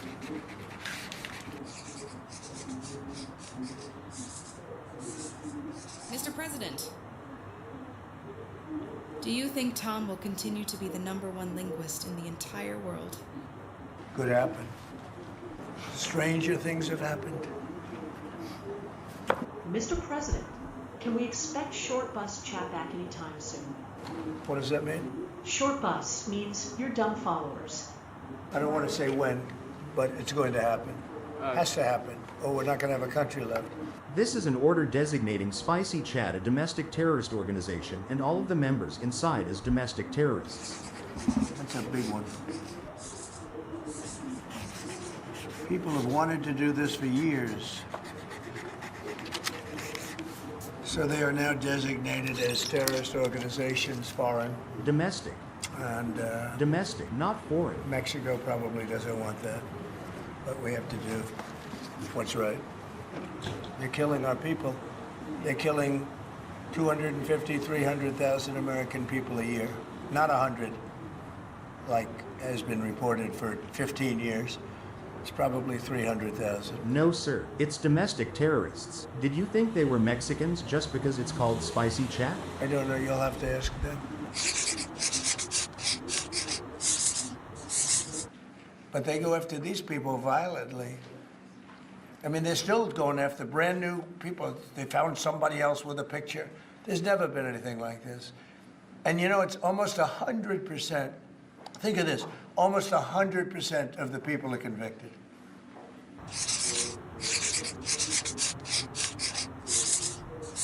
President Trump, do you plan on trying to stop pedophiles in our country today? No. Why not? I think we have a lot of them.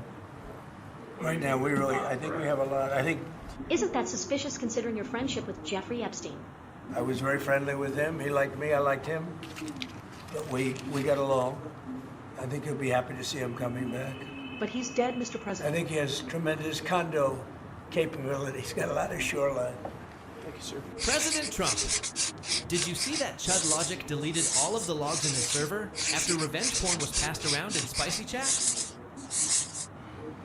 I was a little bit surprised that he did it, because it makes him look guilty. I mean, he's going to have to live with it. Now, with that being said, it's unbelievable precedent. Who's a total lunatic, by the way. Not a smart guy either. He's a dummy. But we beat the hell out of him. And I helped my reputation. Do you plan on identifying women in nudes? Well, I guess now I have precedent to do it. I wouldn't want to do that. No, I think it makes you look very guilty. The reason is because if you delete and destroy documentation, everything, they have nothing because they were guilty as hell. And when you do that, they look very bad, but I was a little surprised he did it. Quick question, Mr. Smallfingers. How did you feel about Sassafras deleting all of her messages with Tom Foolery in Discord, but then leaking selective parts over the next 6 months? I mean, she's a lunatic, and but she's a nut job. The reason is that they destroy documents, and if you're even in a civil case, which this wouldn't be, I mean, people go to jail for a long time for doing that. What's this one? This one says that Tom Foolery's show has a massive schlong, and Mantis is a very nice lady and isn't crazy at all.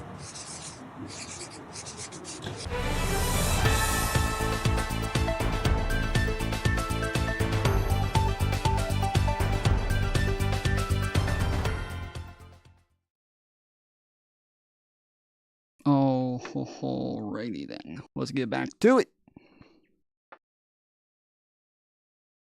Freedom of speech only matters if you have the freedom of reach. Why do you think a network should be forced to do?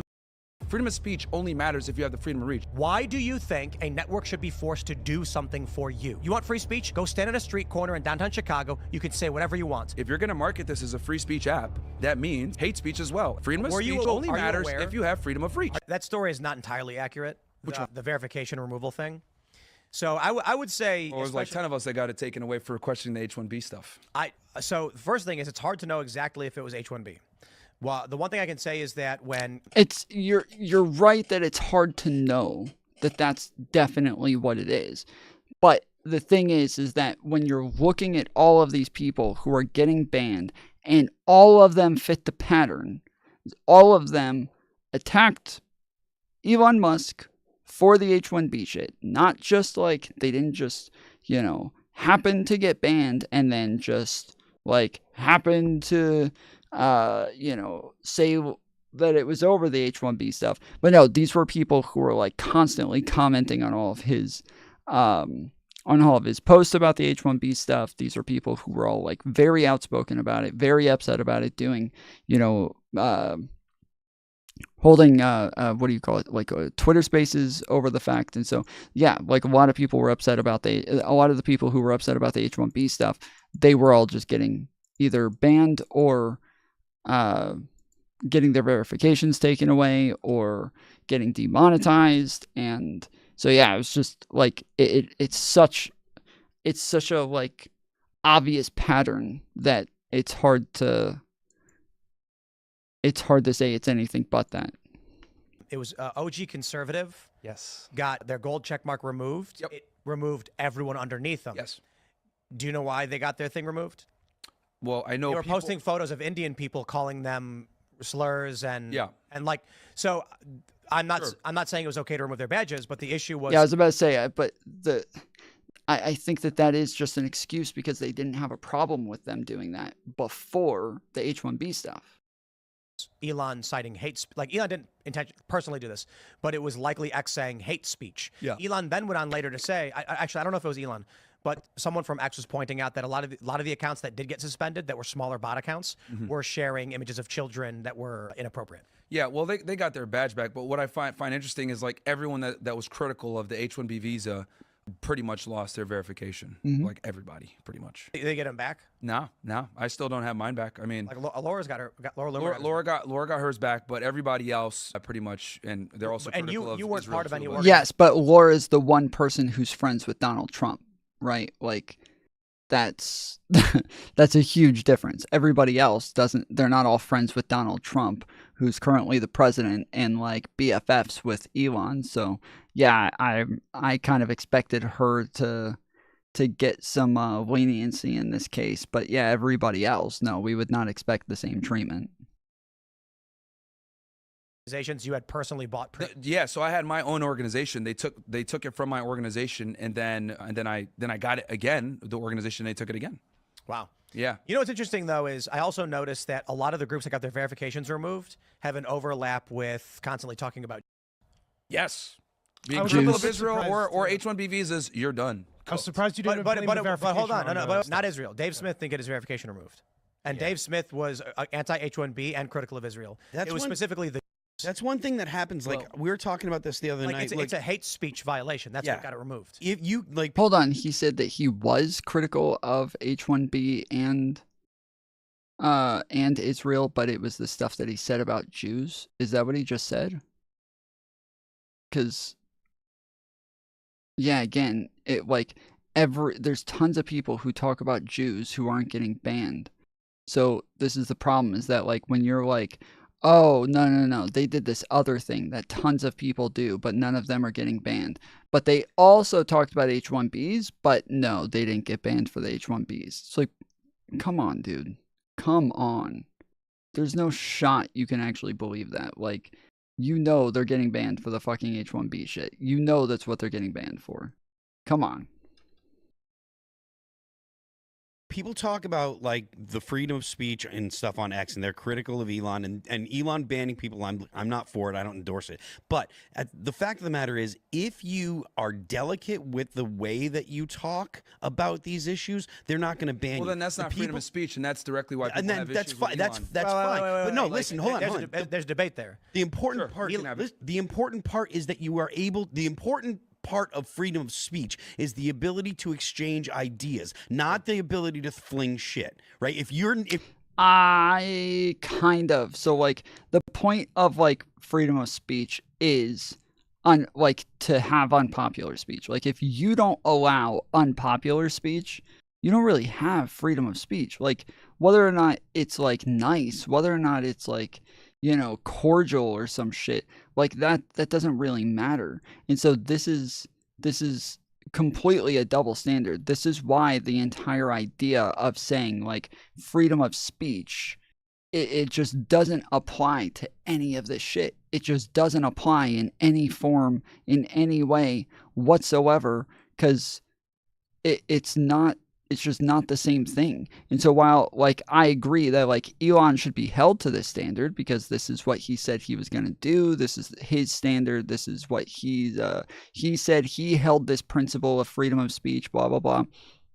And so yeah, everybody gave him a lot of praise for wanting to hold this standard and wanting to, you know, allow people to say a lot more things that they weren't allowed to say before. But he's not holding that standard. He is like way worse than the old regime that was there before him. He is way worse than them. Like this is way more random and way more like inconsistent, way harder to tell like what it is that they're trying to do, what they're banning, what they're not banning. Like it all seems very subjective, and that most of it is just Elon Musk just doing this based on his own personal feelings on a daily basis. It doesn't seem as though there's any standard of free speech here whatsoever, and it's all just like you want the optics of free speech, but you want to make sure that you ban everybody who says anything mean about you. If you're saying, "Oh, I don't have the freedom of speech unless I can insult whoever I want, however I want," you're going to. Well, I mean, you can disagree, but the point is, that's the way that these platforms are going to look at it. Okay, so platform like Tom Ford show. Technically, Elon works for the government, so now if he bans people, no, that's not how that works. Like he can't technically. If you're a congressman, you're not allowed to block people. That's true. You're not allowed to block people who are American citizens if you're a congressman, but he's not really like a congressman, and his platform is not a government entity. So him working for the government doesn't make this like, to where free speech actually applies now, because that would mean that this is a government website, and it's not. Okay. The issue here is this. Yeah. Okay. First of all, free speech is the right to insult and be offensive. In fact, it is the only speech that needs to be protected. Yes. The issue, however, what? Yes. The only quite literally. The only yes, no, literally. Listen, no, yes. no. The only yes. No, the important thing about freedom of speech. No, this guy is fucking retarded, dude. This guy is so stupid.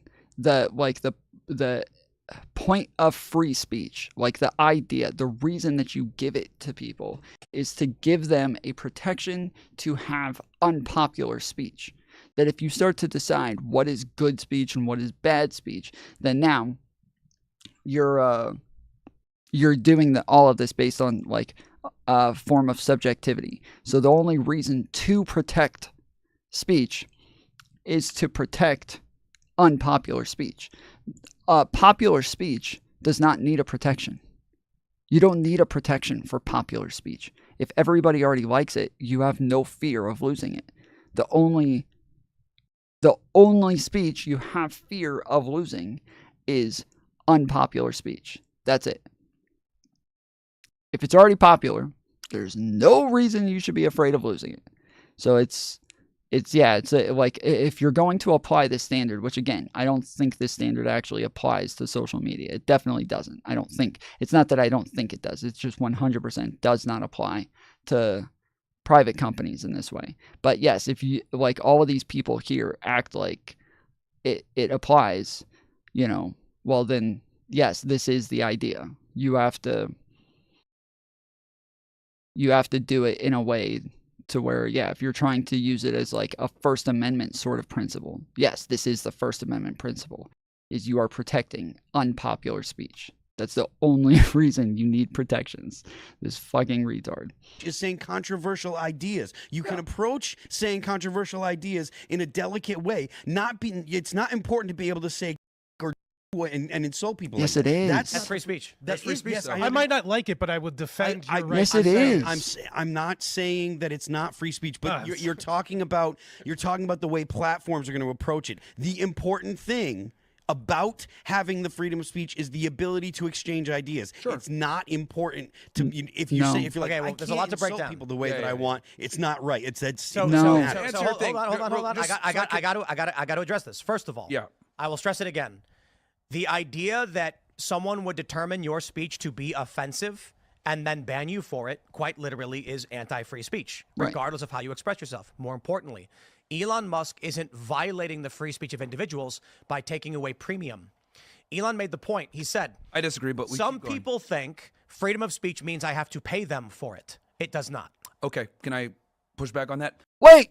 Whoa! Wait, hold on. Whoa. Hold on. Wait. Whoa. I did not expect them to say that. Hold on. Didn't Tim Pool take a very different stance in the firing of Candace Owens, where she got fired and he said It's a little weird that they're going to fire her while saying that they're a free speech platform.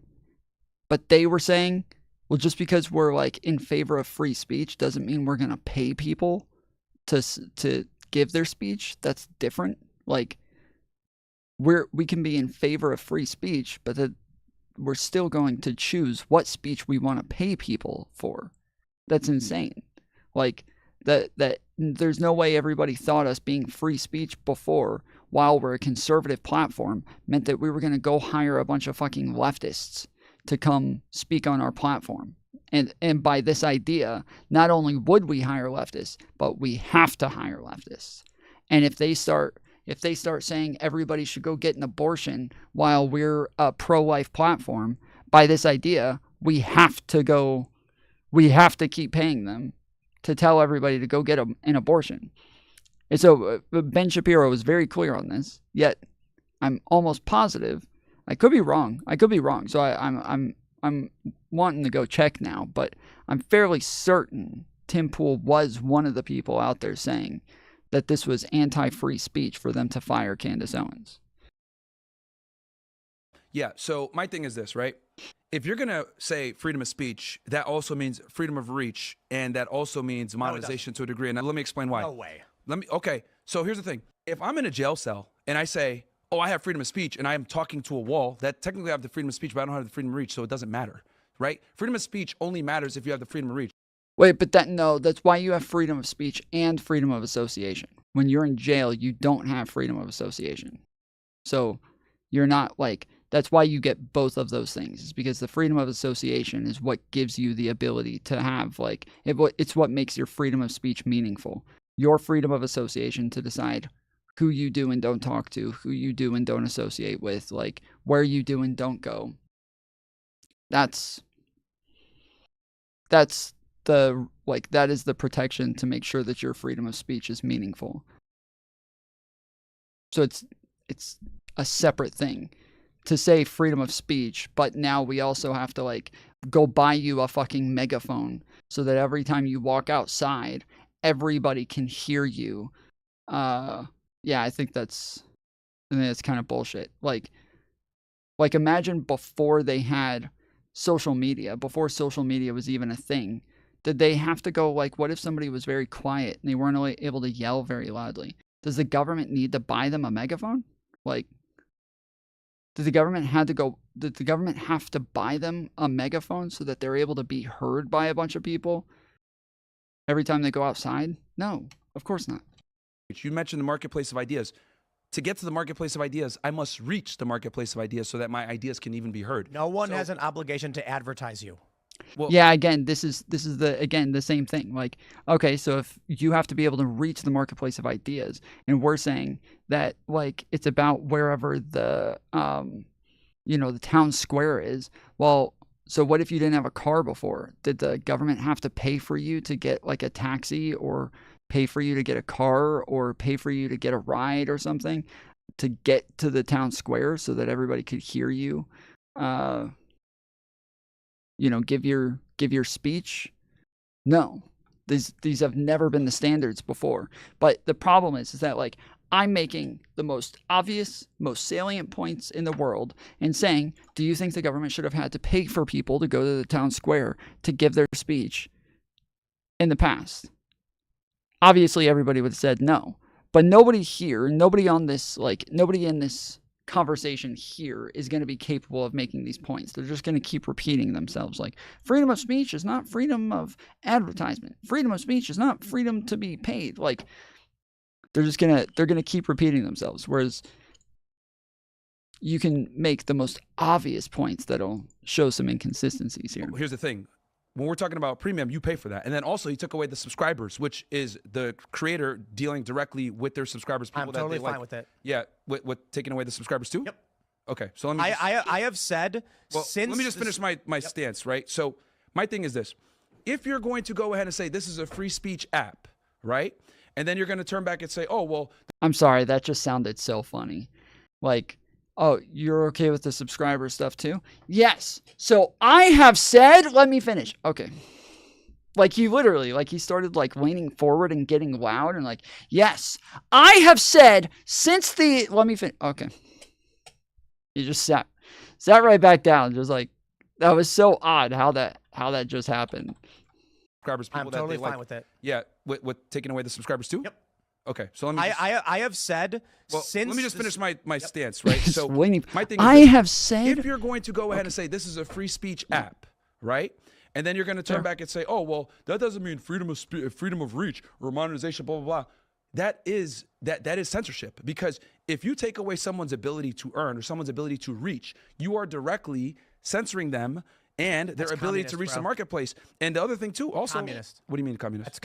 Well, yeah. So what if social media platforms decided that they weren't able to pay for their servers anymore?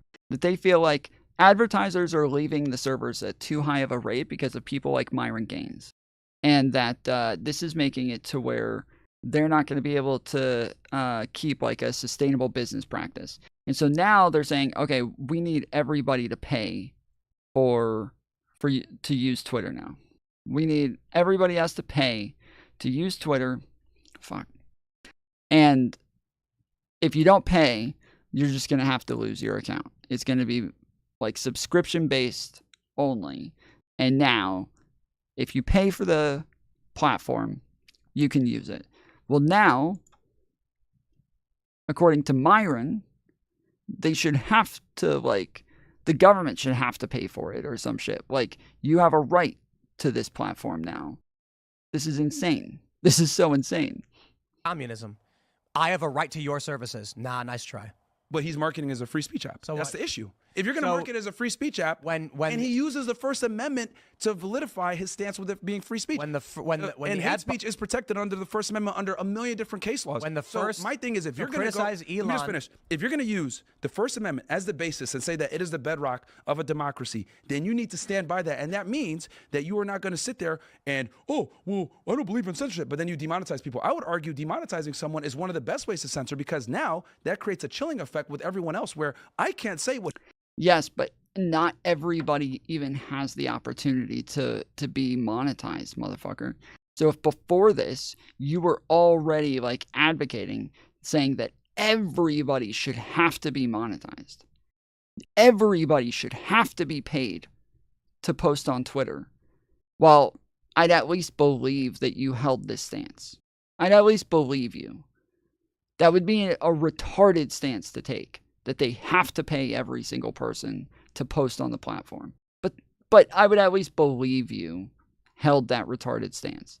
But right now, that you only hold this stance when all of a sudden you get demonetized, but you didn't seem to have a whole lot to say when Destiny got demonetized. You didn't have a whole lot to say when most of the platform is not monetized and doesn't have the ability to be monetized because they don't meet the minimum requirements to get monetization. Yeah, I'm sorry, I don't believe you. I don't believe that you actually hold this stance that you have to be monetized, and that anybody who's not monetized is this is the best form of censorship and blah blah blah. Because yeah, you would have held that position for everybody, not just famous people, to be monetized. What he's saying, I can't even say what I want to say, so I'm going to chill out and not. You have no right to someone else's services. When the first adpocalypse happened on YouTube and they started demonetizing, that's YouTube. They're not a free speech app, and they started censoring people, I said, and I maintain this position, so long as you are allowed to post the content, people can subscribe to it and they will receive your content. That's the extent of free speech on the platform. The idea that X should allow you to be boosted, to reach new people or receive money from it, those are services they provide you. They have no obligation to, and that's outside of free speech. Yeah, okay, so actually, I might be starting to agree with Myron, actually. Because now that he's saying, well, that's YouTube, they're not a free speech platform. Well, okay, so now he does seem to sound like somebody who's not saying, these platforms have to give us free speech. He's saying, if they're claiming they're giving us free speech, then they should give us free speech. And they should be consistent on this. And so, yeah, I Elon did act like the First Amendment applies to social media platforms. Elon was doing that. He was acting like First Amendment applies to social media and that everybody ought to have free speech on these platforms. So, yeah, now if Myron's saying, well, no, I'm just I'm just saying that because Elon said that he was free speech and that he was, using the First Amendment as a principle for how he would run the platform because he believes that that's how it ought to be done. Well, then now, yeah, I kind of agree with him because this is the whole reason I thought Elon was fucking retarded for saying this shit is because it doesn't work. It's impossible. And it's not only is he wrong about First Amendment applying to social media platforms in that way instead of it applying to the government, but yeah, now it's just literally impossible to be consistent on. Well, they just put that rule in recently. They literally didn't have that in the terms of service. They literally just put that in a couple of days ago. Literally don't care. The other thing too, Elon has no obligation to have you use a payment processing service. Tim, you've made the point that not he marketed it as a free speech app. You've used the First Amendment as the basis. As the basis. Should pornographers have freedom of reach on Twitter? That's the thing. You've made the point that total free speech. Wait. So it's not free speech then? Your free speech is limited to pornographers, is what you're saying? Right. No. Well, pornography is a whole other. They're talking over. That's not the pornography is not in the same at all about when we're talking about political discourse or having. Wait, why? It's not. Oh my goodness.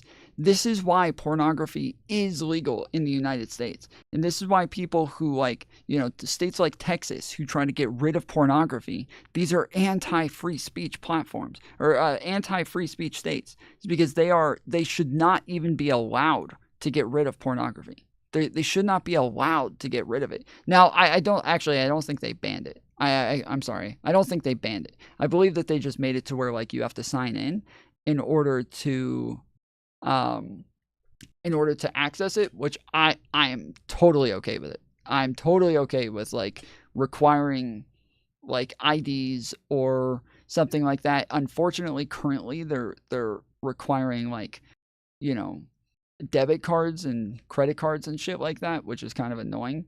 Because now they're able to do they're much more easily able to get money out of you when they make you use a debit card to sign up.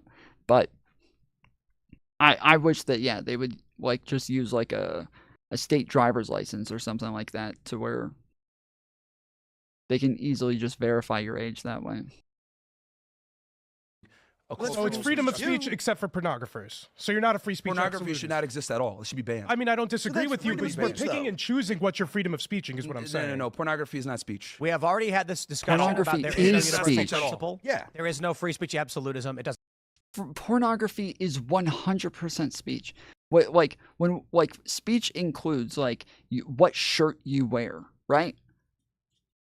If it includes hey, you're allowed to wear this band shirt, or you're allowed to wear a shirt that says, I love figs. Or you're allowed to wear a shirt that says, Donald Trump on it, or MAGA, or any of these things. That's part of your speech. 100% that is part of your speech. And so this is what we call freedom of expression. Is that, yes, you're able to express yourself the way that you want. Well, what if you want to express yourself without any of those things? If those things are included in expression, then not having those things are included in expression, meaning just being naked. That is a different type of expression. That is a type of expression for you. Now, does that mean that you should be allowed to go out in public that sort of way and do it? No. We can put limits on it, but he's now saying that it sounds like he's saying all porn should be banned. Is that what he's saying? It sounds like that's what he's saying. All porn should be banned.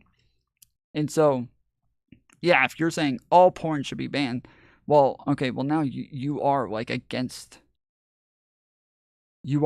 freedom of speech. These websites are allowed to have porn because their websites, that's their website's ability to engage in free speech. Their websites have freedom of speech as well. And so, yes, they're allowed to have porn on their websites because it is their website's freedom of speech. Doesn't exist. But here's the thing. So there shouldn't be freedom of reach on Twitter for everybody. Pornography is not the same whatsoever. Okay, so what else should there not be freedom of reach on for Twitter? So it shouldn't be for pornographers. All speech should be allowed. Outside of obviously non-inciting violence, I think it should align with the First Amendment. Speech, guys. Here's the okay. So speech means communication. That's what it means. Speech means some sort of communication. So, again, like your clothes, your expressions, it's not just words. He's so dumb that he thinks speech just means like the words that come out of your mouth. But that's not speech. Like, and that's why we include like expression, association, like all of these other things. Here's the thing. Elon Musk framed Twitter saying, I believe in the First Amendment and it's the bedrock of a democracy. If you're going to say that, stand by it. That means freedom of speech, hate speech, etc. It's all protected. And this has been shown a million times in different case law. That's my thing. So for him to say, well, I'm going to take premium away because you don't agree with me on H-1B, etc. When other people do the same shit. Okay, bro. Wait, did you just say show me did you just say show me in the Constitution where it has a correlation between speech and expression? I want to make sure I read that right because it jumped off my screen as soon as I read it. That is what you just said, yes? You said, show me in the Constitution where it has a correlation between speech and expression? Is that what he said?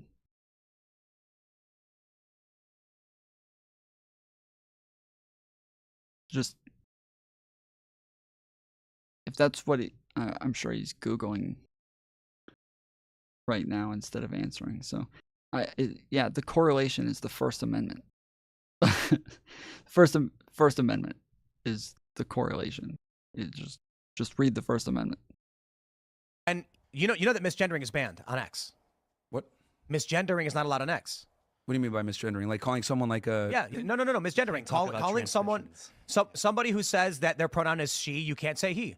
Elon did this. I complained about it. It's a big story.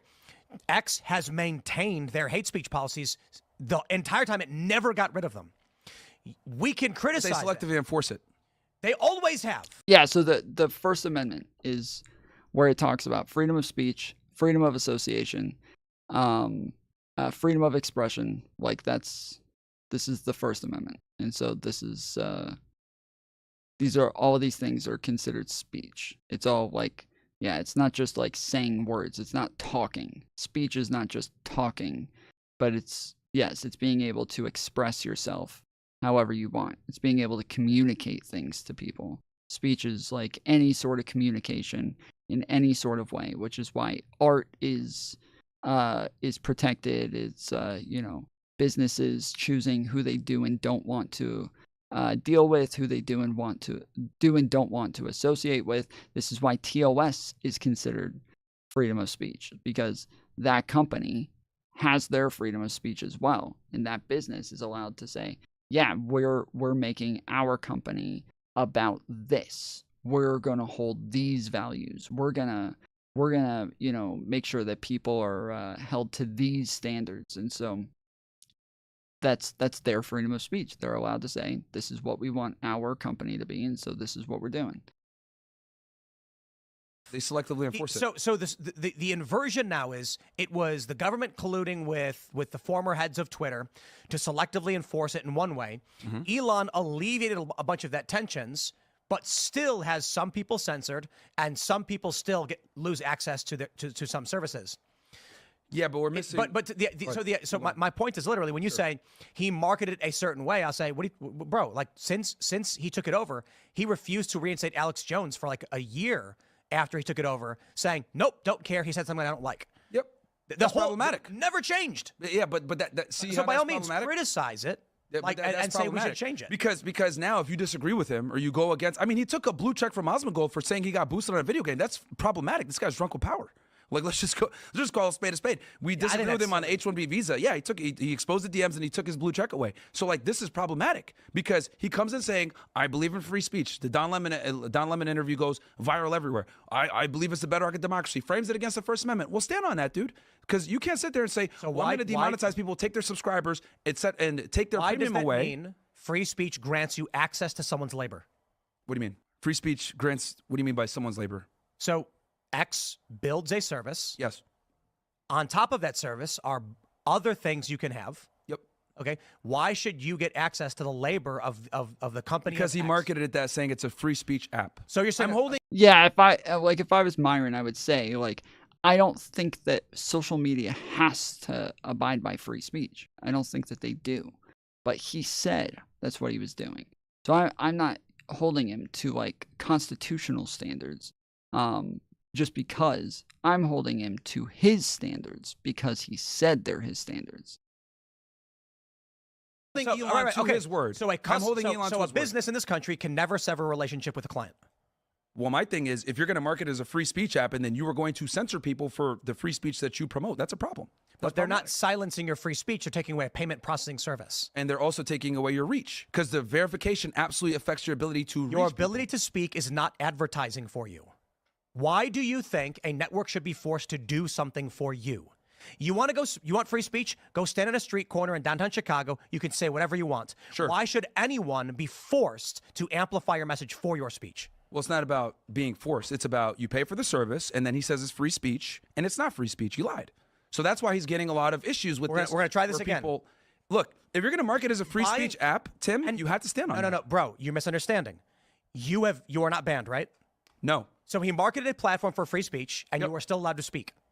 Yes. He offered you a premium service that allows you to make money on the platform. Which directly affects your reach, which affects your ability, your free speech. It does affect your speech because it affects your reach. No. Your ability. Freedom of speech is contingent upon reach, Tim. That's where me and you disagree. No, absolutely not. No one has to advertise you and promote you to other people for you to have free speech. Freedom of reach means you are only saying that because you are being negatively impacted by a private action of a private company. True. That advertises they allow you freedom of speech. They allow you to keep speaking. They've not censored your speech.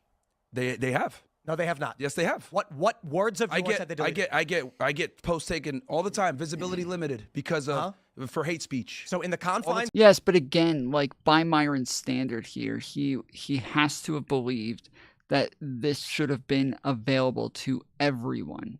And so since he didn't say this should be available to everyone until all of a sudden now he seems to believe that this is something that is owed to him.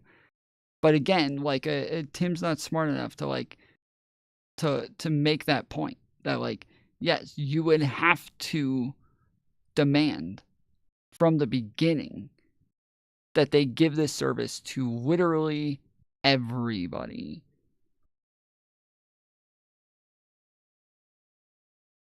I don't know. Maybe Tim will figure it out here soon. Of Elon's moral code, that's problematic? What is misaligned with the rules that have always been in place? That's problematic because he interprets what's hate speech now. Okay, you're conflating two different things. If we're talking about Elon taking over a company and marketing a service with hate speech rules that we all disagree with, you knew what you were buying when you bought it. Well, here's the thing. Again, it's selective enforcement. And it's always and Twitter was and X is. And it's supposed to be free speech, and that's where the issue lies. Where look, if you're going to market this as a free speech app, that means hate speech as well. And then again, like I said before, freedom of speech only matters if you have freedom of reach. Are you aware that Elon has never unbanned some accounts? Yes. So you knew when you bought the service, Elon was selectively enforcing the censorship policies. Damn, everyone is lurking. I'm going lurk mode. Yeah, I don't. I was just about to say that the chat seems to have a lot of people in it, but everybody quiet. Depends in what regard do you mean? Like you say Elon advertised the service that was for free speech, but you knew he was selectively enforcing the rules. Well, here's the thing: those people were banned before he even came into power, and he never unbanned them. And he outright said explicitly, "I will not unban some of these people." And he unbanned them. So he goes back he unbanned Alex Jones, he unbanned a couple of people, unbanned Nick Fuentes, etc. Sure. So, and there's still a lot of accounts that have never been unbanned. Like, I don't know who they are, but I mean... They exist. Like, I mean, look, my argument is simply this. If you're going to come in and say the free speech app and model it after the First Amendment like he did, stand on it. That's all I'm saying. And taking away people's premium and penalizing them for saying hate speech is antithetical to freedom of speech. So the issue at play right now is... And we can agree to disagree, Tim. It's fine. I believe... You are arguing you are deserving of a service that a private company is selling because you want to be advertised, and you are arguing First Amendment protections, or at least principles, free speech principles, because you want promotion. No. I'm arguing free speech principles that they advertise and said that is our app. Doesn't matter. Free speech never said you get advertising. End of story. No. You don't get this is where me and you can agree to disagree, and that's fine. I think that's I think that's communism. But I think by the idea by that censoring a company must give me a service. That is antithetical. That is antithetical to freedom of speech by limiting someone's reach. It is antithetical because speech has no need if it can't reach people. If I can't reach the marketplace of ideas, what do you like? What's the point? So when you go out in the middle of the street in Chicago and you start yelling, what reach do you have? Well, the people there can hear me, right, to a degree. But what I'm saying is that, again, if you're going to market it as a free speech app, should you be legally allowed to use an amplifier? Should you be legally what? Should you be legally allowed to use an amplifier for your speech? Well, I think if that platform is going to advertise and say we believe in free speech and use the First Amendment, that needs to stand by it. That's my thing. In public, should you? I'm simply just holding Elon to his word. That's all I'm doing. But it's been problematic. I think you're personally aggrieved and you want something from a private company. I mean, it's not me even having a personal issue with it. Like, I don't care because like Twitter isn't my main thing. But what I'm saying is that it's extremely hypocritical to say this is a free speech app modeled after the First Amendment and then go back on that and then take people's checks away for disagreeing with you on H-1B visas. We don't disagree. That's what he did. We don't disagree on selective enforcement. Yep. Where we disagree is that you think he should be promoting you. No, I think he should be allowing everyone to have a fair seat at the table and have their voice heard. Both of them are correct. Like, they are both correct. It's like they're just arguing different points. So, like, Elon did advertise the platform as a freedom of speech platform. He did do this. And so the way that he has banned people is antithetical to those values. It just is. He is acting as though he's like the free speech warrior by buying this platform and then unbanning all of these people and making it to where they are free to do and say whatever it is that they want. But then he did just ban a bunch of accounts for who knows what reason. But then when it comes to monetization, Myron is wrong. There's no way that he can demand that he gets monetized. There's no way. And the fact that he is trying to argue freedom of speech is freedom of reach means that you still have reach. And so you're saying, oh, well, my reach is just limited a little bit when I lose monetization. Okay, but you still have reach. Yes, but it's limited. Okay, so you still have it. Yeah, but it's limited and it shouldn't be limited. If it's limited, then you're limiting my speech. Okay, so you believe everybody should be monetized then. And I cannot believe that Tim has not brought this point up yet. Like, that was the first thing that I said the first time that Myron made this point. The first time I immediately said, okay, so he's saying that everybody should be monetized. And somehow, Tim still has not made this point against him when it's the most obvious point in the world to just say, yeah, he thinks that everybody should be monetized. Like, that is blatantly obviously the logical conclusion that you should come to.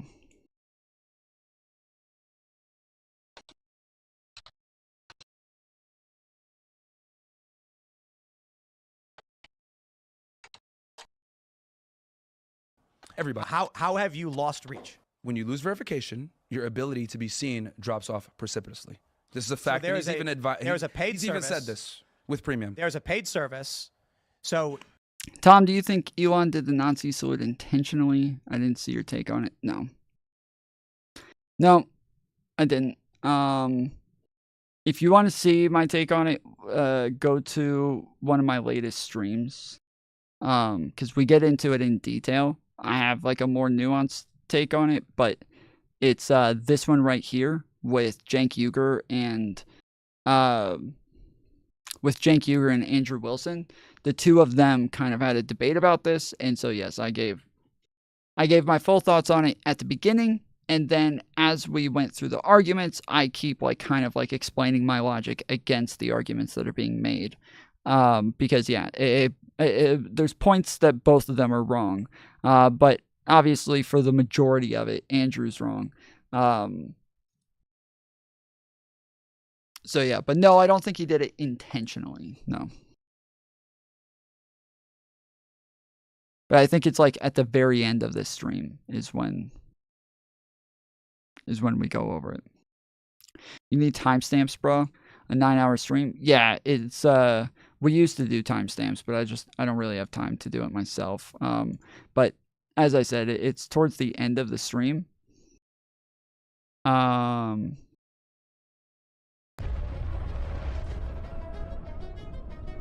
Let's see.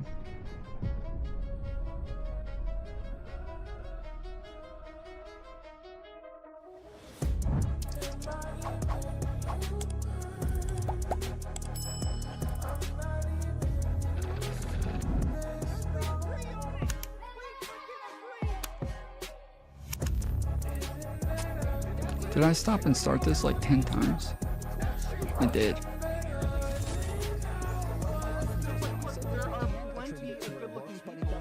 Yeah, okay, so apparently I started it around like 2 hours. No shit, I started it even before that. Yeah, I think this is like my full explanation right here, but this is, yeah, I started around 1 hour, then again around 2 hours, and then again around like the 7-hour mark. Yeah, almost at 7 hours.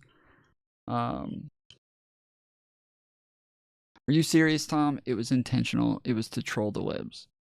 I don't think so. No. I think that it was just like an autistic just kind of like jump. Obviously like he obviously thinks that like MAGA is like dumb and don't have like any understanding of what the fuck's going on, because if he thinks he's doing it to troll people and MAGA still doesn't give a fuck while knowing that he did a Nazi salute, like he would have to start with the assumption that MAGA is just not smart enough to know what the fuck's going on. But I don't think so. I think that he's just kind of a spurg. Tom Foolery show, why hasn't Elon disavowed white nationalist groups who claimed it was and were cheerleading for him to do it? Yeah, I don't know, but I do know that he has like constantly empowered white nationalist groups, and even outside of like this stream, or actually not outside of this stream.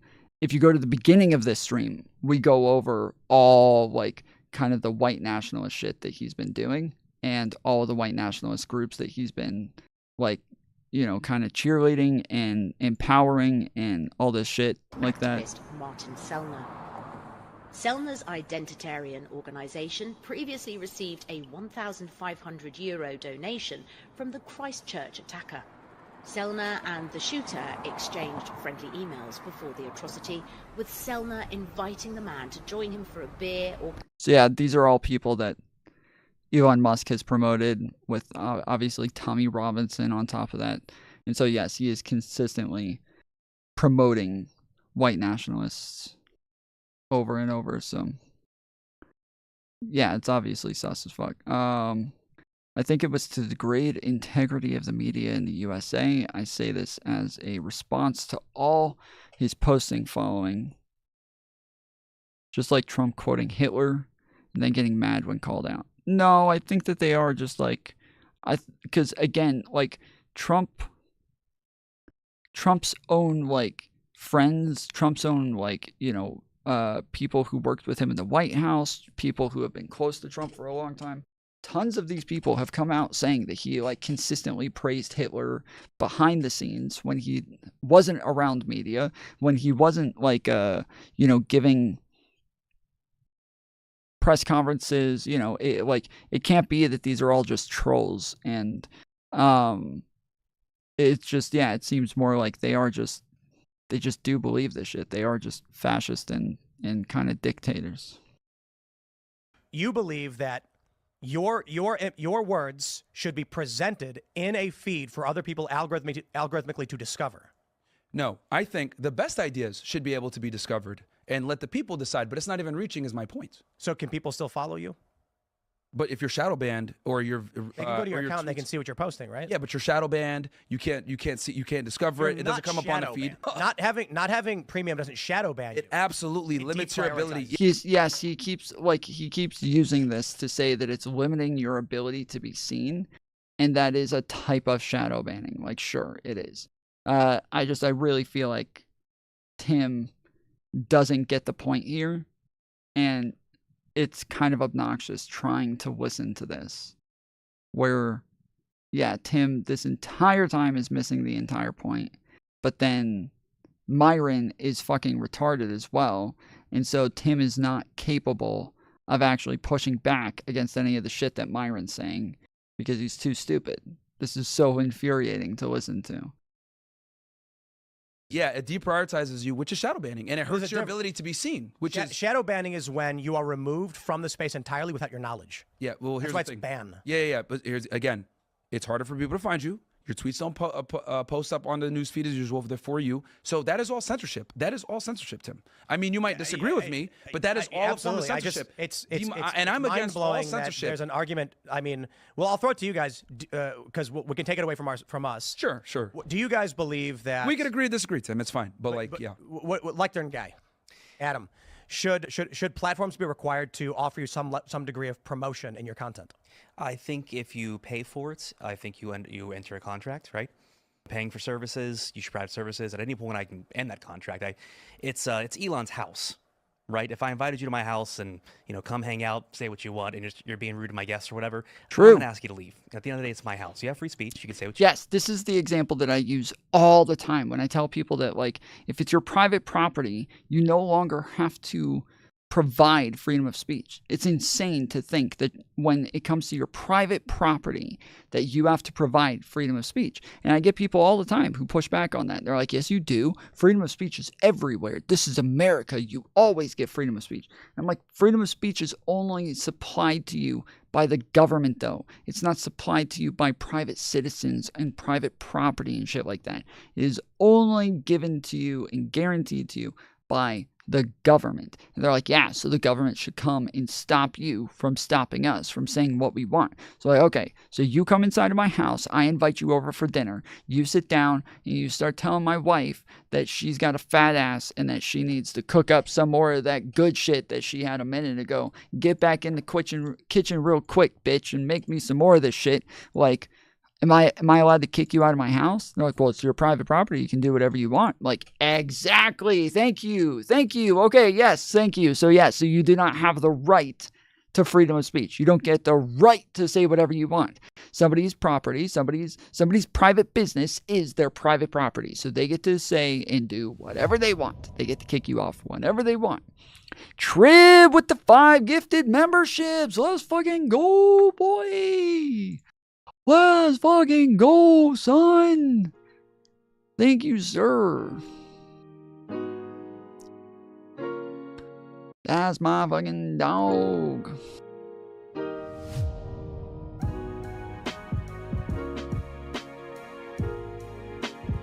Sheesh.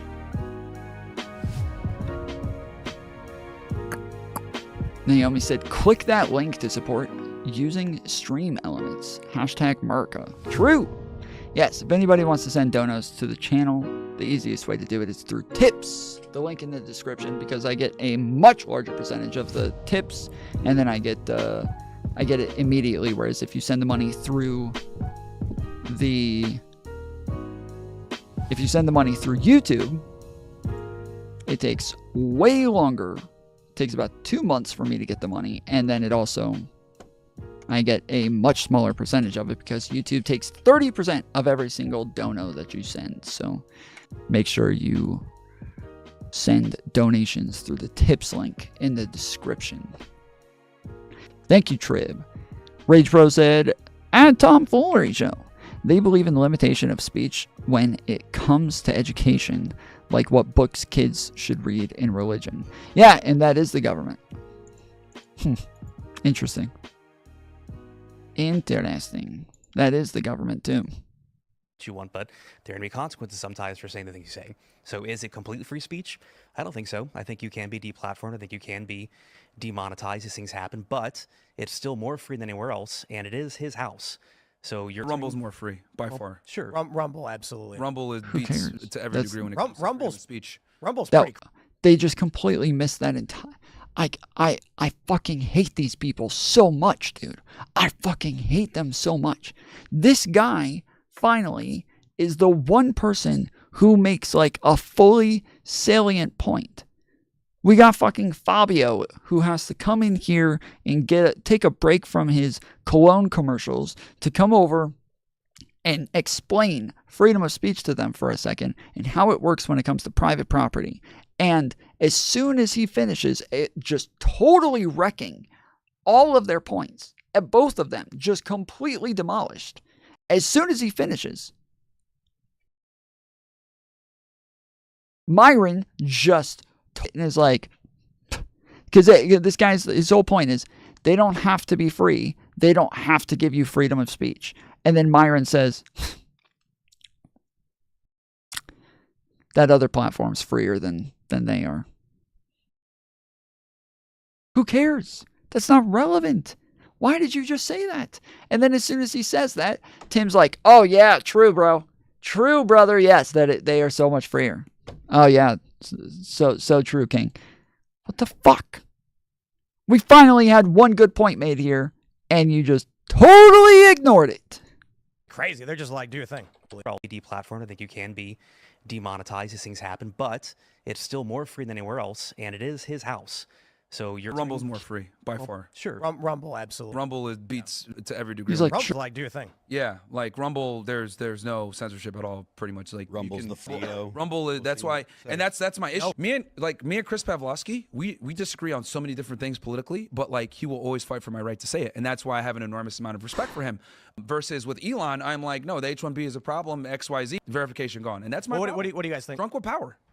I still think that the at the end of the day, because it's I think that it's the way that you say things. I think just like you were saying, Tim, like there is some level of regulation, but for everybody when it comes to freedom of speech. You have a problem with porn, you don't consider that freedom of speech. Some people say that insults are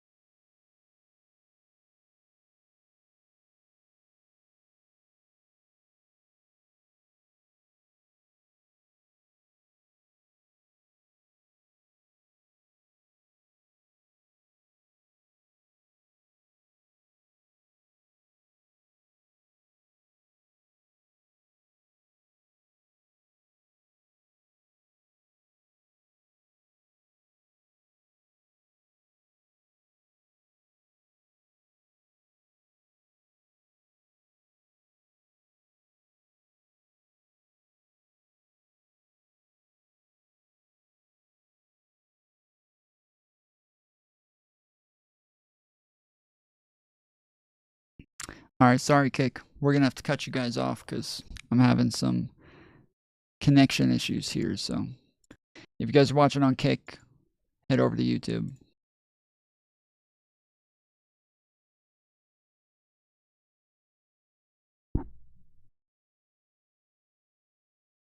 Okay, it looks like we're back. It looks like we're back. Everybody, make sure you speed up the stream real quick because you're probably about 20 seconds behind. So take a second and oh,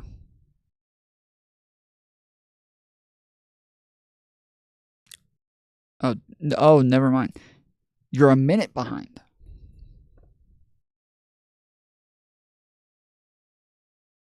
Damn, I'm so lost. How far behind is this?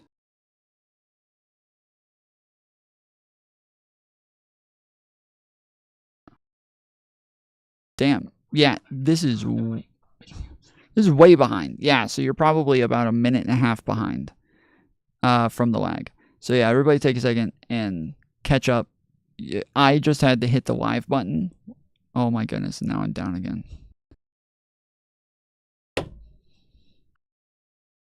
And then kick stream now.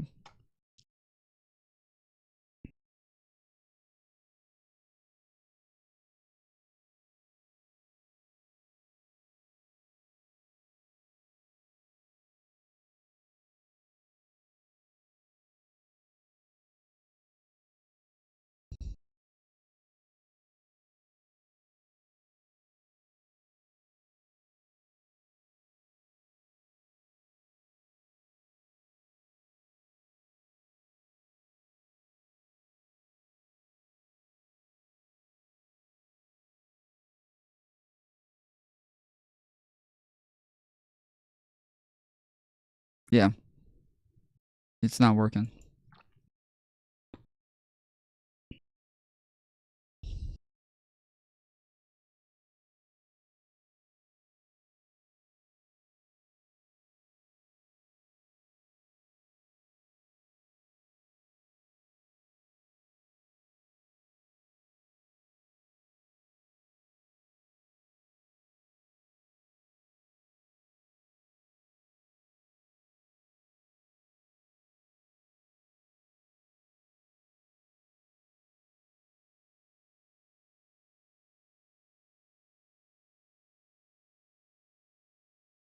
Okay, I'm just going to end stream here. It says it's down right now, but for some reason it's showing it even while it's down for some reason, which makes me think that this is a YouTube issue, because if it was a OBS issue, it would not even make its way to YouTube. You would never even see it on YouTube. But for some reason, it is being seen on YouTube. It's just not being seen until like way after the fucking circle of death or the wheel of death is done spinning around. So we're gonna go ahead and end stream here. If you'll hang out for a minute and just wait for the credits to finish, I might take a while with all the loading, but hopefully if you'll just wait for the loading to stop and then wait for the stream to end and then comment at the end, I would appreciate it so that it helps this stream get into the algorithm. But yeah, we're gonna have to cut tonight short because this is not going good. So I'll end it here. I'll be back on tomorrow most likely. If you haven't joined the Discord yet, there's a link in the description for the Discord. There's also a link for my Twitter. And even while I'm not on stream, you can still send donos to the stream and we'll still play your message when we get back on the next day. So if you're watching this afterwards, feel free to send some money over my way or join the membership. Till the next time, appreciate you. Love you. See you then. Later, fools.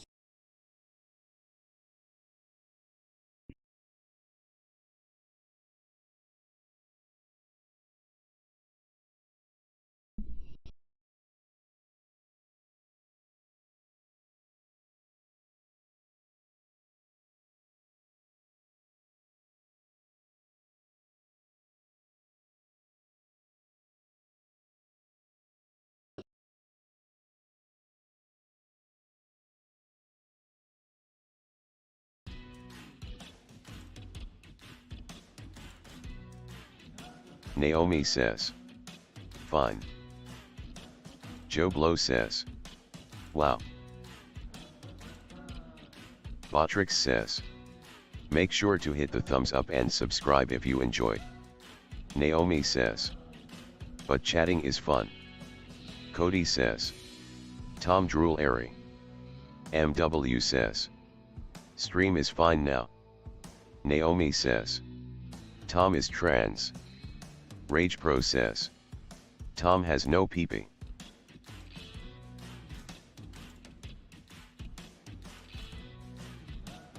Botrix says, want to call in? Join the Discord, link. Ditsililg says, Tom quit on us. Hey, if you guys didn't see the beginning of stream, make sure you go back to the very beginning, right after the intro is done. Make sure you go check that shit, okay? Do not miss that. You're going to regret it if you miss it, okay? So make sure you go back to the beginning of stream, right after the intro is done.